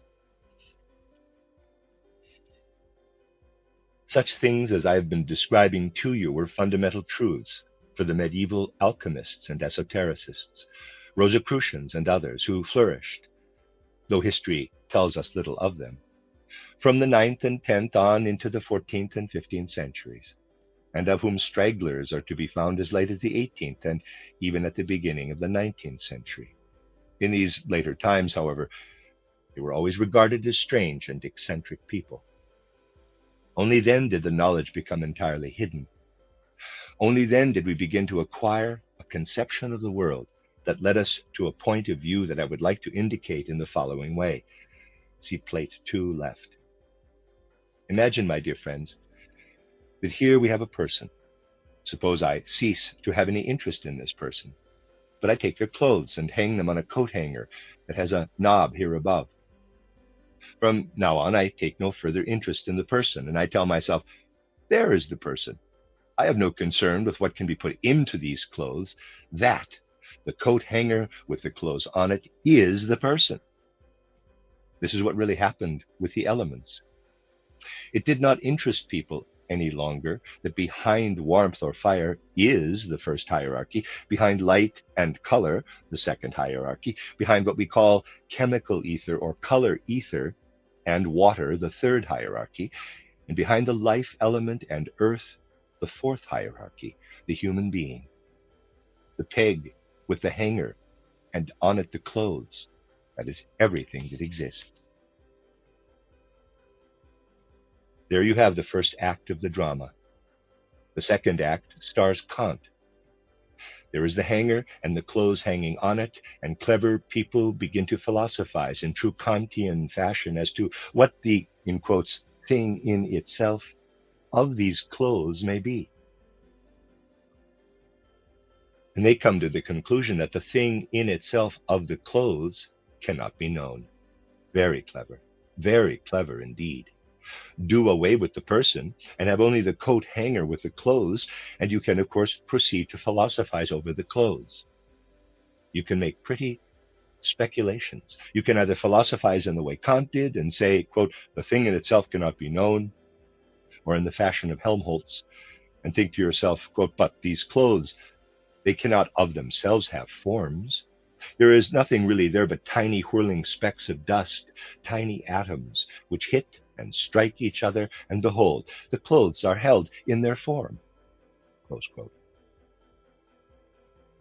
Yes, my friends, that is the way thought has developed in recent times. It is all abstract, shadowy. But this is the kind of thinking we live in today, this speculative way of thinking.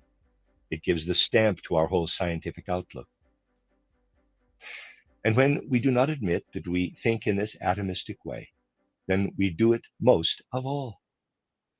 For we are far from being ready to admit that it is quite unnecessary to dream in this way of a whirling dance of atoms, and that what we have rather to do is to put back the person into the clothes. This is, however, the very thing the renewal of anthroposophy must now set out to do. I wanted to indicate to you today in a series of pictures how people thought in earlier centuries, and to help you to see what is really contained in the older writings, although it has been obscured. The obscurity has led to incidents that are not without interest. A contemporary Swedish chemist has reprinted a passage from the writings of Basil Valentine and has interpreted it in terms of modern chemistry.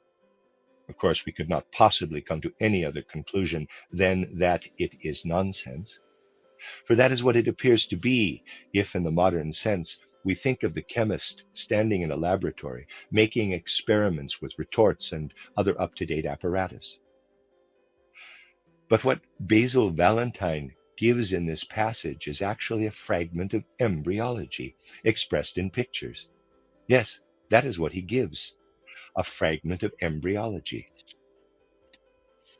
If you approach it from the modern standpoint, it looks like a mere laboratory experiment, which then proves to be nonsense. For you cannot possibly expect to reproduce the real processes of embryology in a retort, unless you are like Wagner in Goethe's Faust, who is still inclined to see things more from the standpoint of earlier centuries. It is time these things were understood, and in connection with the great truths of which I was able to speak during the Christmas conference, I shall have something further to say concerning the history and destiny of the inner spiritual life of mankind during the last 2 centuries. The end of Lecture 1. You are listening to RudolfSteinerAudio.com. If you are listening to the podcast of this, it is located at rudolfsteiner.podbean.com. Please consider becoming a patron. As well, there are 2 publishing houses, steinerbooks.org in America and rudolfsteinerpress.com in England, who are the sole publishers of Steiner into English and have given me permission to do these recordings. Please consider patronizing them as well. This is a reading of Collected Works, Volume 233A, entitled Rosicrucianism and Modern Initiation. It also has some other lectures in it, translated by Mary Adams and Frederick Amrine. This is Lecture 2, I believe, of 10 lectures, given in Dornach on the 5th of January, 1924. Yesterday I began to speak to you of our search for knowledge of the Spirit during the 9th and 10th centuries after Christ. We learned how such efforts were still seriously undertaken as late as the 18th and the beginning of the 19th century, and I endeavored to tell you something of their results. Today I should like to touch particularly on their historical aspect. We have to remember that the actual mysteries of ancient times were of such a nature and character that in the mystery centers an actual meeting with the gods could take place. In the evening lectures recently given during the Christmas conference, I described how the human being who was an initiate or was a neophyte did truly meet with the gods. And it was actually possible in those times to discover places which, if I might employ such a pedantic expression, by their very locality were expressly fitted to induce such a meeting with the gods. From such centers came the impulses for all the ancient civilizations. Gradually, however, they disappeared, and from the 4th century onward, they are no longer to be found in their original form.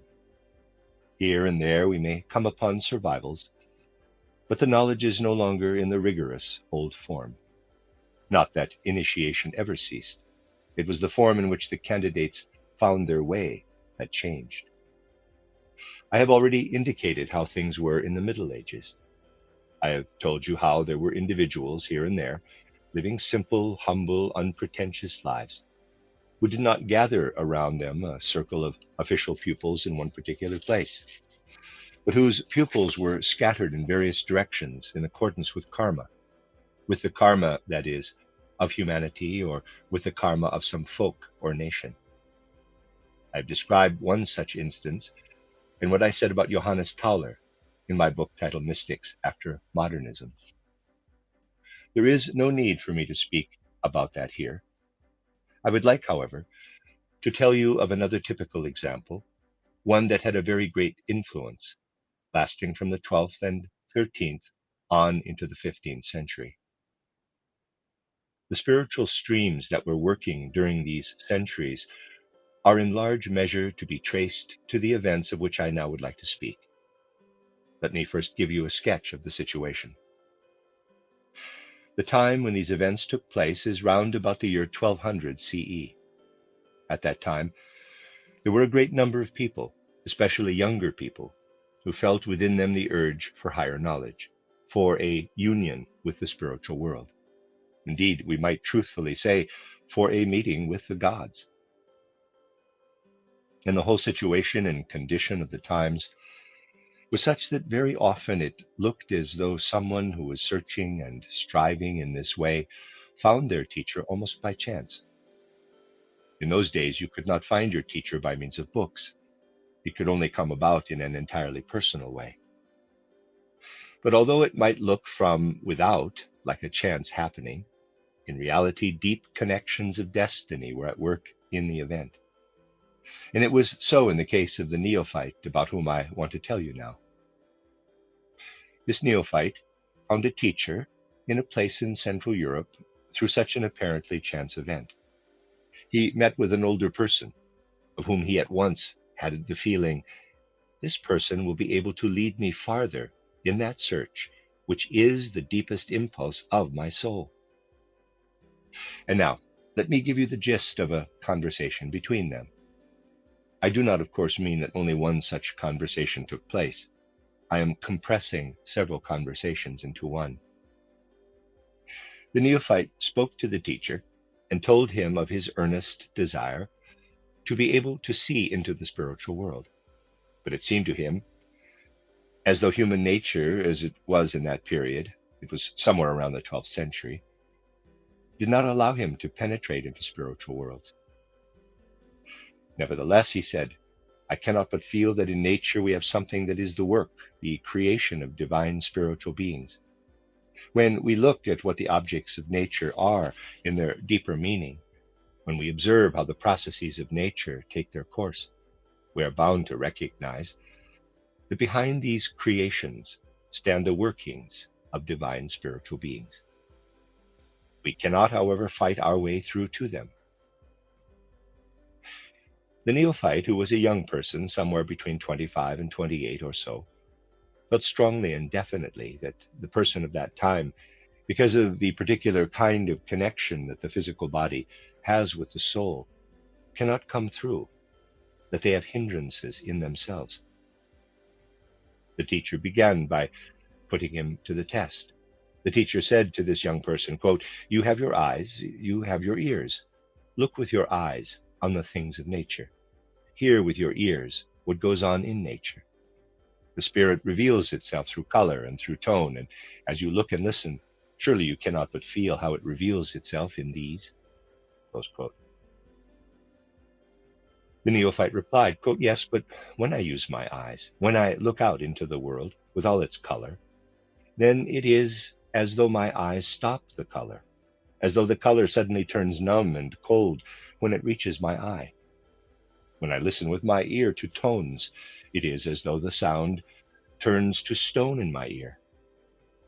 And these frozen colors and dead, hard sounds will not let the spirit of nature through. Close quote. Quote, but, said the teacher, is there not also revelation, the revelation of the religious life? In religion you are taught how gods made and fashioned the world, and how Christ entered into the evolution of time and became a human being. What nature cannot give you, does not revelation give?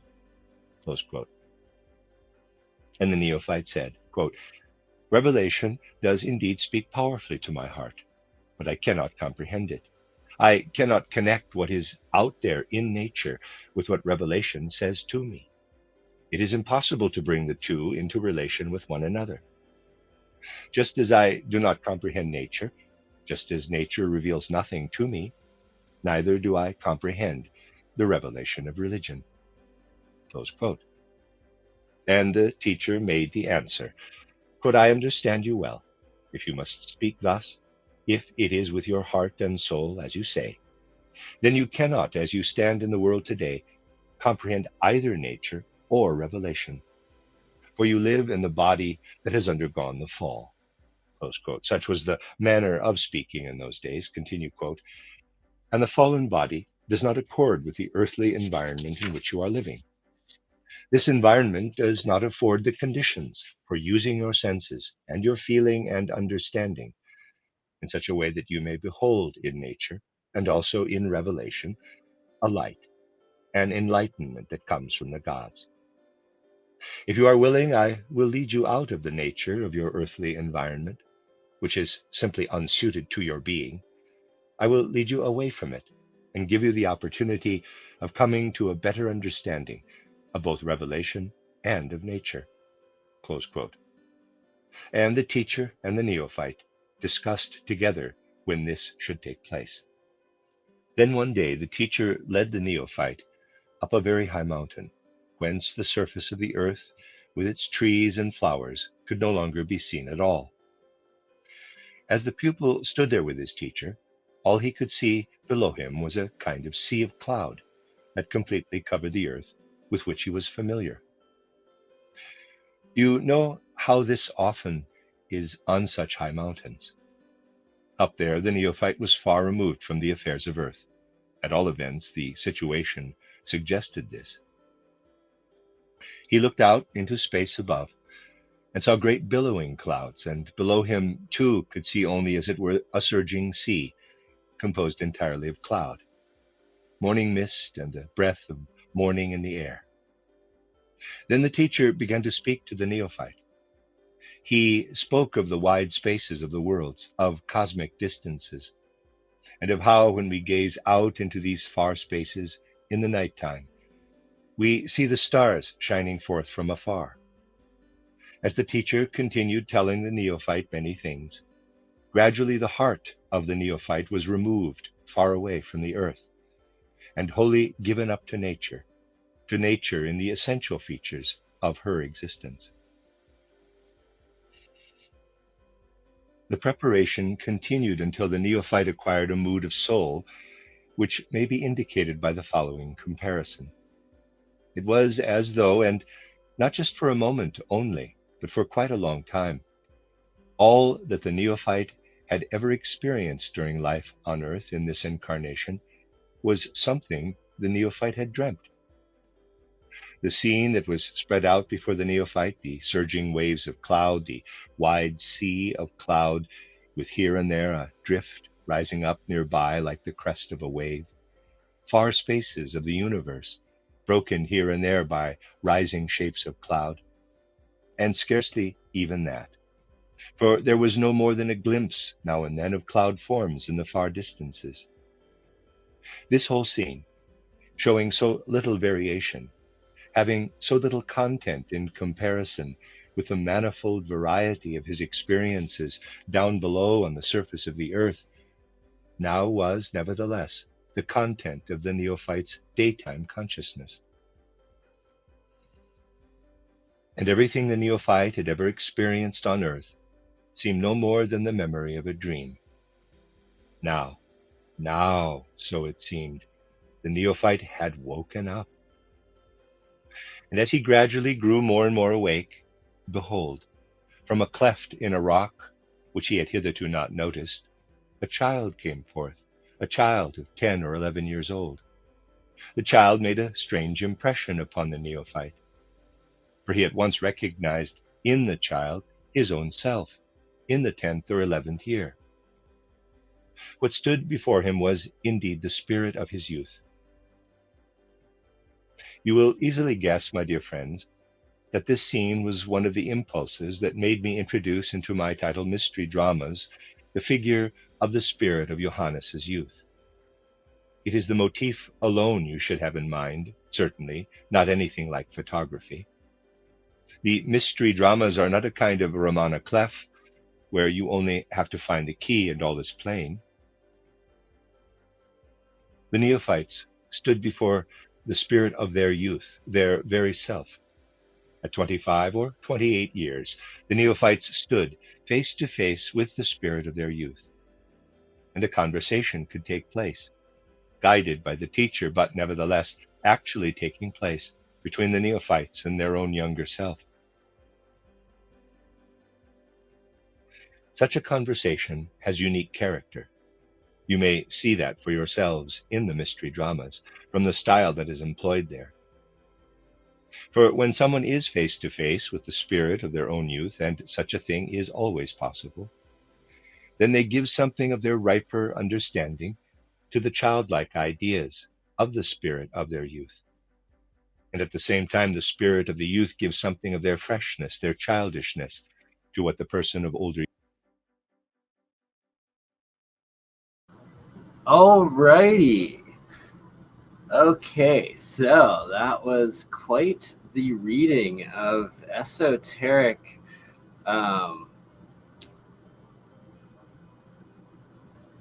teachings or experiences from the Germanic.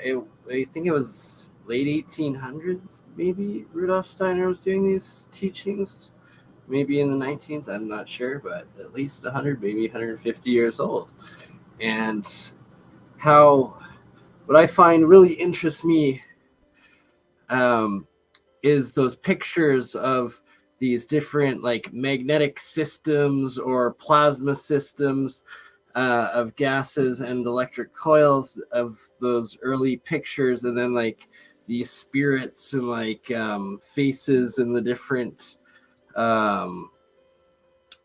just entities coming out of these things, and that it seems that the not too long ago civilization past had these technologies, but also experiences with the spiritual realm and the other the ancients, and just we're so lost in our technological age that we think we're so advanced, but yet we are the least in touch we have ever been. And it fascinates me, really does. And then speaking of the colors in the Alchemist and Isaac Newton, and that is a huge thing, and that is what is so important behind my own discoveries of alchemy through Isaac Newton's lost or recently published alchemy writings, and him stating that there's the 7 states of transmutable metals, the last being the pure white single molecule, the yellow being the sulfuric, the blue-green being the oxide, and that it's only when you have the pure monoatomic white material that it is healthy and plasmatic state. As soon as you get into any of the particulates and other states, you're instantly doing exponentially more damage to yourself and getting that heavy metal poisoning accumulation and effects, which nobody wants. So behind the yellow jar with then the green blue bottom, so you have the sulfide and then the oxide on it, right in front of Bert there, it's a gold and purpley colored one, and that was at one point pure white monoatomic gold that was made and collected in this jar, and then it condensed after being sealed for about a month, bottom layer turning purple, the top being gold, and it's nano-crystallized gold particulate, and then along the entire glass, the gold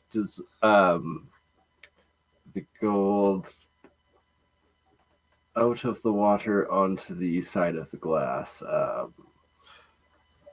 the opposite of absorb. Anywho, it formed a nano layer of the what they say is the electrolyzed layer of gold, but it's that nano sheet of pure gold structure that gives you the connection to the essentially it's a nano coating crystallized layer, but in electronics it gives you your super capacitance, your over unity, and your connection to these higher dimensional energies, as well as the colder they are, the more energy you get out of it. To the right of this yellow jar, it's pure white, and that one is actually a gold-silver monoatomic mix, and it was sealed at the same time as the pure gold one, and one turned into the nanoparticulate solid states. One stayed as the pure white monoatomic state. The big jar in front of you, that is white. That one is mostly zinc, a bit copper, and a little bit silver. And it's what I've been showing, the reaction going on with the zinc anode and then silver and nano-coated copper coil cathode. And I will give you another demonstration of it, and all of the bubbling on top is my own amino acids, because I add in a layer of my own saliva, and it will then recreates my amino acid DNA off of the cathode sides. That was what was bubbling up on the white, and what gives you your own resonant frequency when mixing it with these plasma monoatomics, and exponentially increasing the health effects when consuming the colloidal or structured waters that I then harvest and consume, and teach you all how to. Recommend reading up through the Keshe Foundation on that one if you're going to try yourself. This is not health advice, this is my own experiments on myself. Do not try at home unless you know what you're doing, because if you get that green or any other color, you are going to poison and kill yourself, which you don't want to do.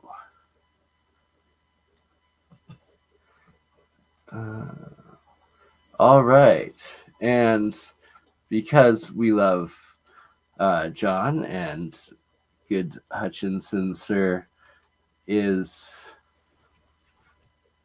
a new friend of this channel, longtime fan, we will play one of John Hutchinson's most recent videos of him in his workshop.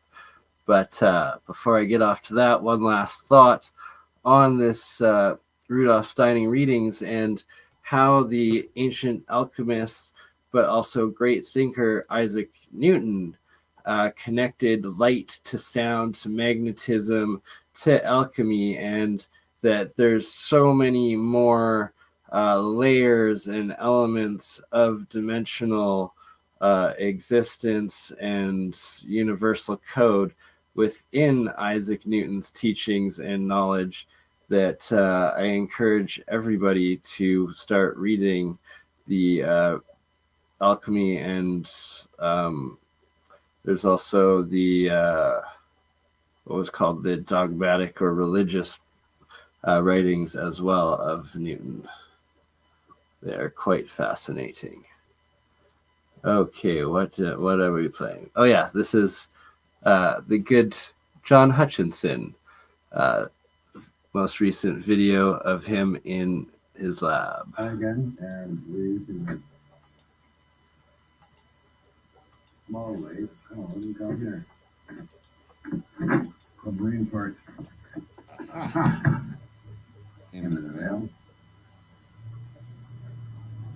700 feet of seawater. Wow. All right. Another one down here. Oh, very heavy.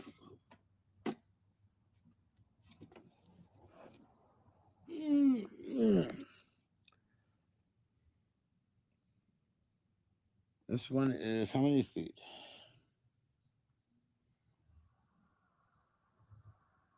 Goes up to 0 to 700 feet of seawater. Wow. All right, so Since I'm building a submarine, I guess I'll need these. I'll leave it there for now, like that, upside. What's sitting on? Knob. Okay. Oh, we got the gears done here, so they go on a shaft. And I'm using the small lathe today for putting holes in the shaft, screwing it up a little more.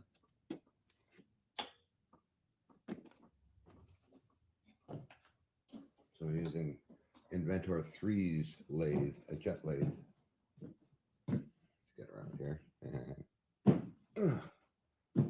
This is the lathe I was using the other day. And now we're on to this little guy.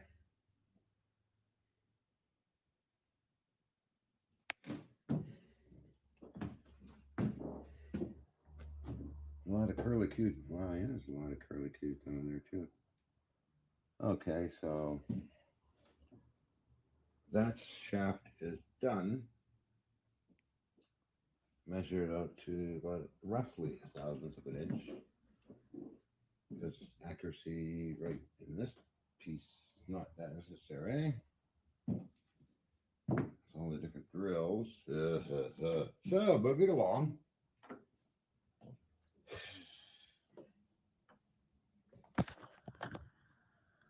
What else is new?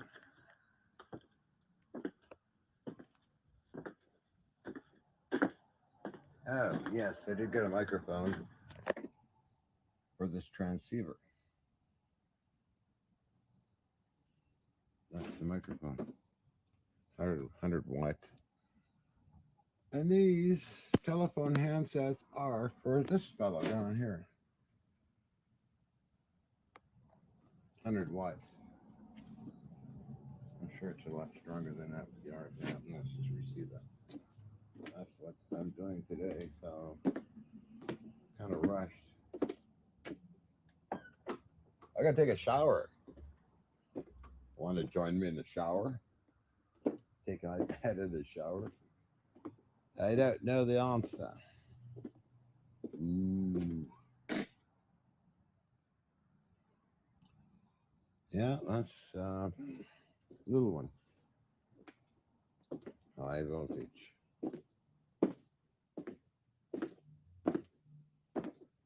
Well, and one more smoke and go for a shower. What the hell, huh? Hold on. Always gotta have two hands with Mr. iPad sometimes. Okay.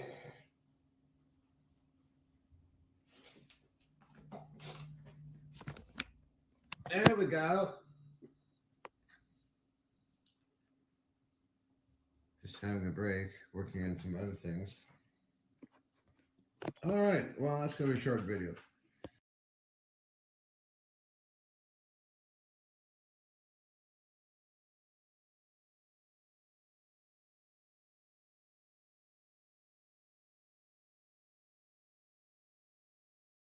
All right, so that was a quick little video from John earlier that I started out. He's working on building a submarine, apparently. This is his main channel here. I will give you guys the link. Make sure to go give our friend and fellow community brother and sister, with his partner Nancy, a subscribe and like. Yep. But as you could hear, I was very impressed with them at the APEC conference that he did with us last week. Both him and Nancy are very, very well thought out and intelligent and wonderful people and souls, wealth full of knowledge and information, although also, of course, fun and games, of course. Well, let's see this one. Oh, good morning, good afternoon, wherever you are. I was working on a rig on that comb out in the shed. It's about 25 feet long projector or interferometer or antenna. What I like to call it is an antenna array working on different multiple frequencies. So one works fine. This was in the 1988 labs. Alexander Shereshevsky brought this over. I think it had a wood plate on it. Yeah, it did. It had two variacs, a wood plate, and I noticed something when taking off the plate is this.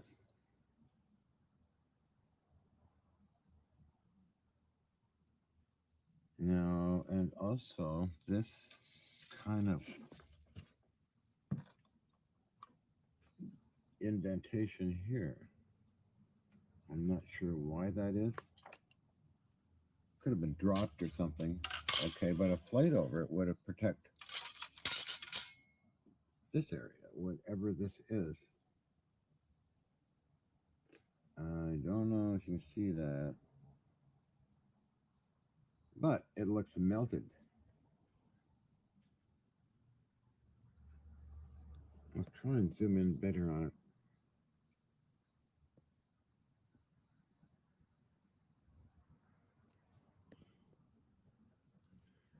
Now, if let's take a good look.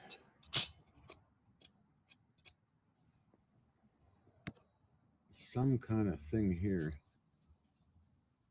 What that is, I don't know. And it comes down like goo, like this, like that. So I'm looking for. I don't know. The rest it all works fine. No other areas like that. It looks like a jellification effect. As you can see, it's sturdy. It's been in service for a while. And it runs fine. There's nothing wrong with it. It's a good variac. Nothing on the bottom of it. Screw missing, which I can replace that. Clean it up, use it for something. And the other variac I repaired today, as you've seen, has a switch on it and all that. There's an actual video with this showing this being used, 1988 at Murchie's Tea Building. Okay, and used later on with Alec and George Lissicase. So it's not a crack. It's jellification with a weird mark there.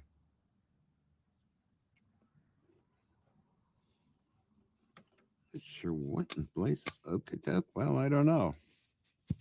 Taking a rag to it.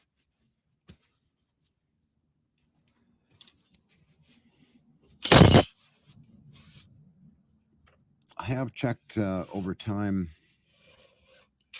all my firearms and nothing wrong with them because they had to go through the ATF, examined and categorized serial numbers and everything else. So the ones I got at childhood, which were in the lab, nothing happened to those. Of course, they were quite far away. They were in a separate area. All right, so as you can see, John is up and working in his new lab, and it's a good time. We will be scheduling some future episode discussions with John and working on the crystal batteries and several other ideas, and one with Bob Greenier from Martin Fleischmann and John together is a priority too. So I'm going to finish things off today. What I showed right there, what I'm making, it's monoatomic silver, copper, zinc. It is what I would recommend to start out with. The zinc, I guess, connects to the emotional aspect of your body. The silver for the health, as well as the copper, only ever in the pure white single monoatomic. Otherwise, you're going to get heavy metal poisoning. You have to rinse the water. I do it at least 9 times, and then never when it's disturbed. You have to let it sit for 24 hours each time it's rinsed. And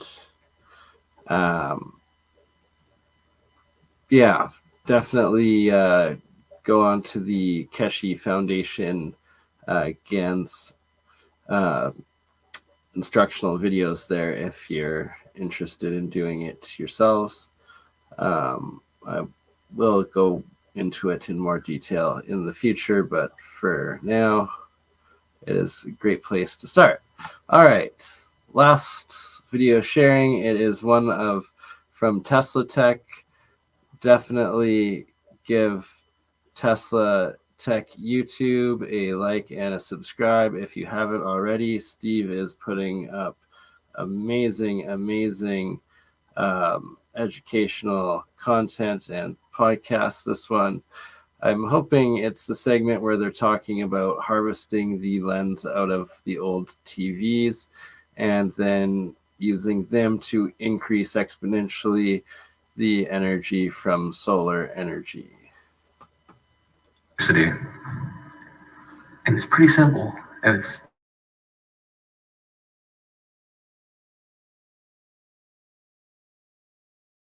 side of thinking by showing them there is a different way. We don't have to be burning asinine amounts of coal.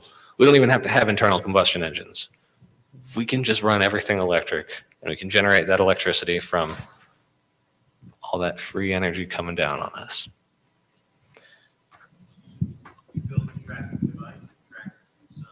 Yeah, that's.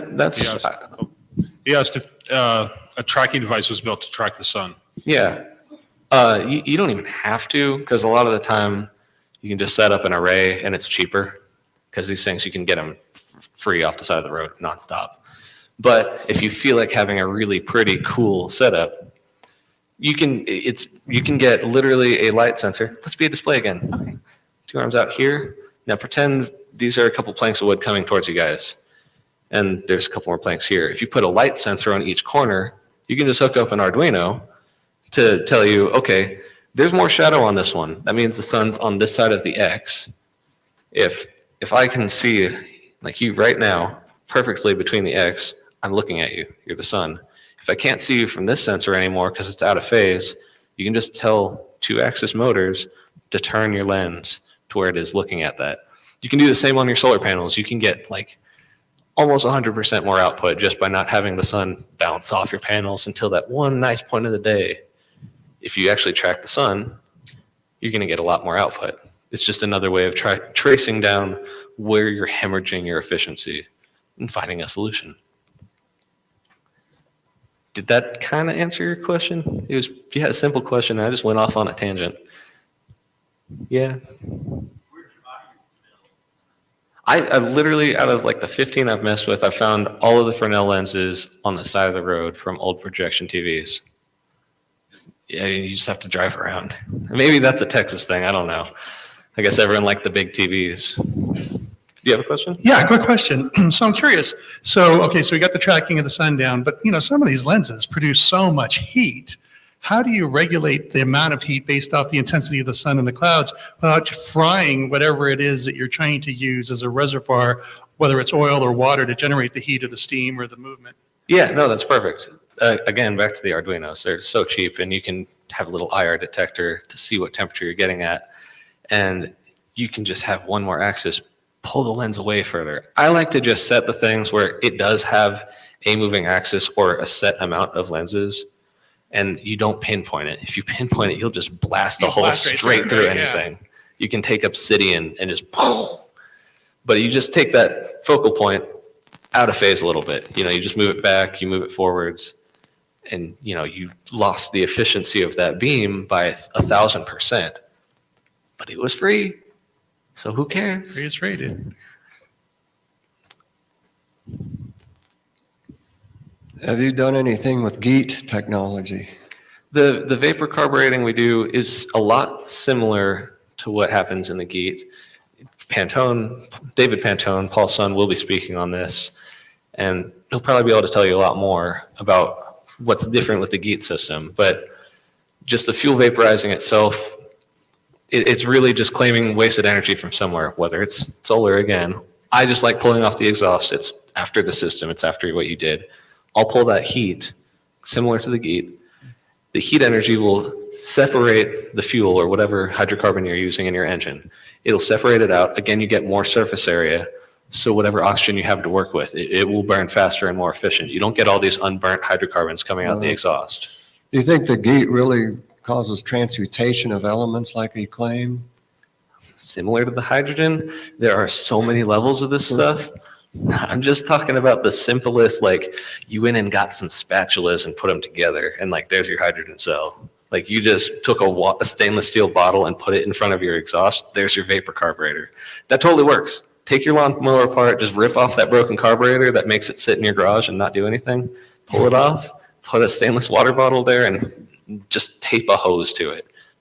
Stainless water bottle in front of the exhaust, pour the gasoline in, you got a vapor carburetor, it'll last like 5 times longer than your 3% efficient lawnmower ever did. Anything else? Yeah, just as a point of reference, I believe that when you are not gathering solar power as photovoltaic electricity, you can actually get approximately 650 watts per square, I believe it's per square meter. Per square meter. So if you can imagine that basically a 3x3 lens can generate you over 650 watts of power. It's tremendous. Since we've got a little time, can I tell a little story about a reflective surface? Get up here. No. I'll be right here. So we were working with a 30-foot diameter satellite dish, and we covered it with a 3M reflective foil that actually turned out to be a classified material, and they wanted us to tear it off. It was kind of funny. But with this 30-foot diameter dish, we could create a spot the size of your fist that was in excess of 3,000 degrees. I mean, when we only know it was 3,000 degrees, it vaporized our thermocouple. So we could take a 2-inch rod of steel and move it through the focal point, and it would literally vaporize and chop the steel in half as you're moving it through. And we did that, and we were playing with copper. And we had this massive Tesla coil run by a 440 generator, and we would create ball lightning in the focal point. Yep. And I'll tell you what, ball lightning can get angry. Oh yeah, very angry. It's not fun when it explodes for no reason either. What's that? It's not fun when it explodes for no reason either. No. Any more questions? Come on, guys. He's a great resource here. Yeah, I remember actually my first experience with ball lightning was to see it. I was outside of St. Louis. This huge lightning strike split the tree in half as I was driving down the road, and this ball lightning came out of the center of the tree and then jumps over and disintegrates a power transformer. And then the ball lightning came up and became real lightning and went up into the sky again. It was a surreal experience. Okay, we do have another question. Good deal. I was pretty blunt. No. Sometime recently, I heard a story on the radio. I wish I could give credit to the people who did the interview, but I can't. The gist of it was that somebody, I think they were in Texas, in a very conservative town, was trying to influence the town to do things in a more green, holistic way, and realizing that arguing the point about, the problems of global warming, et cetera, was going exactly nowhere, if not reverse. Yeah. So what she did was she created some kind of project around town that was basically just easy recycling or doing little things around town that actually improved the local environment, and people could easily see, yeah, this makes things better. And then they got on board, a certain percentage of people got on board and started doing it. And they started a recycling program and cleaning up the streets. And after a year or two of doing this, then the argument over global warming sort of went away. It was just like, oh, well, of course, that's just how we do things because it's the better way to do it. Yeah. Okay, so among all the different endeavors that you are into, brainstorm with us for a little bit. What kind of things might be tossed out gotten into general circulation, like people would do them because it just makes sense? Like, it's nice, it makes it better, and because they were participatively involved in making things better, then it ceased to be a political opposition. It was just like, oh, of course. Yeah. If you can remove the political or social factors from everything and just get it to be purely merit based, it's a lot easier to go with the flow. If you see your neighbor is planting a fruit tree, I might do that. Like I said, probably not everybody's going to go find a Fresnel lens and use it to boil water or just distill their own home water or whatever. Go off grid. But what kind of things that you're playing around with might be possible to spread that people would actually just say, oh yeah, sure? Honestly, the easiest thing, like I mentioned before, was probably vapor carbureting just your lawn equipment. It's terrible anyways. We all hate it. So you won't be that sad when it breaks, if it breaks. And then when it doesn't break, you'll be amazed. And I have seen, vapor systems becoming more prevalent, even just in Austin. Just as people have shared it, it kind of starts cascading down. More and more people figure this out. I don't think it would have to be even a specific technology. It's just, like you said, if you bring up the point of contingency, people shut down. It doesn't matter what you say. That's why for this conference, I'm not even bringing up that you can self-run things with hydroxy. Just, if you put out on the table, hey, here's this thing. It's pretty cool. You like it, right? Yeah. And they start doing it. They can figure out later, once it's an accepted fact that we can use this, all of the much more exciting stuff will come. But us as inventors and thinkers here, we're like, well, duh, we're already at that stage. We're like, come on, just skip that boring stuff. Get up here. But your approach is exactly what I like. If people can just get out and if they have solar, or track their solar, if they just use a compost pile rather than if they recycle things, there's just so many directions to go, and any of them being implemented would start the cascade of all of this technology. As we've seen, that's why we have smartphones in our pocket that have access to all of the information in the universe, or human information. But thank you.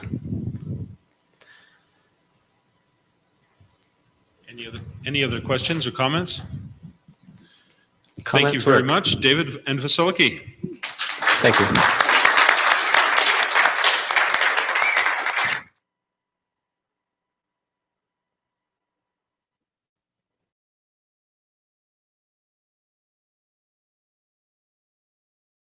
All right. Well, that is that. Here's the link to the full video there on Tesla Tech one more time. I love you all. Thank you so much for joining in. Sadly, we are coming to an end here tonight. So I will catch you on the next one. I've been talking to Cambell. He said he'll be available here in the next day or two. So here he's doing good. He just finished moving out of his old place into his new place. So let's wish him well. To all of anybody, especially I believe Eastern Australia, prayers with you. Conflict zones, prayers with you. May the world come to a more peaceful, happier place this year than self-destructing. My God, I pray for us all. And I love you all. We will catch you on the next one.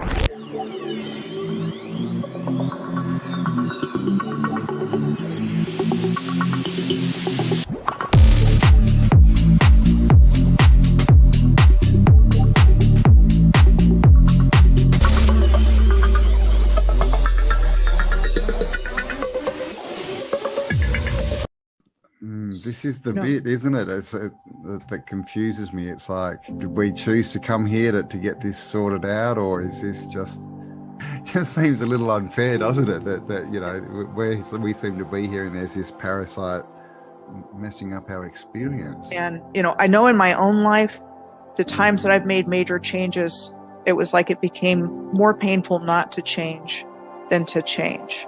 That was when I made big changes.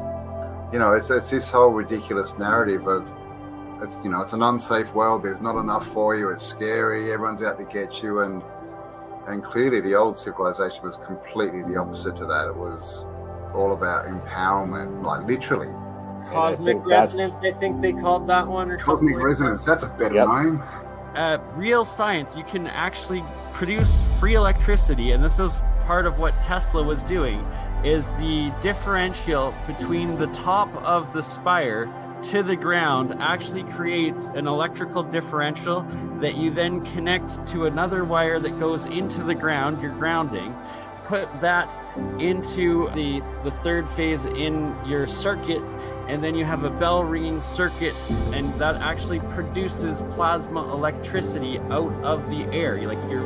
It's real technology. These things actually function producing electricity. It's crazy. The movies are the truth and the news is the lies. They've completely flipped it. You know, when you look at everything with new eyes and you come across information like she was born into a very wealthy family with elite connections, you know, it means something very different now to me than it would have even a few years ago.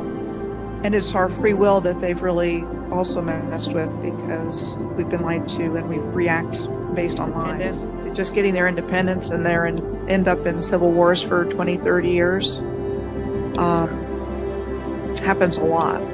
Because we keep choosing to pick up the gun and use it on ourselves instead of building and uniting and accepting that we are one people, one spirit, one harmony, on one plane that together, united, can achieve anything we dream of. So do you want to, wake up, or do you want to just keep going along because the change is too difficult? And then give them pieces of information that they will then pursue themselves and look into, and then they'll wake themselves up. I was going to mention it's the whole red pill, blue pill of the Matrix. I mean, that of the movie.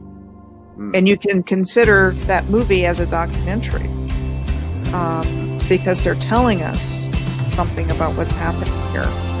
So do you want to, wake up, or do you want to just keep going along because the change is too difficult? Wake up.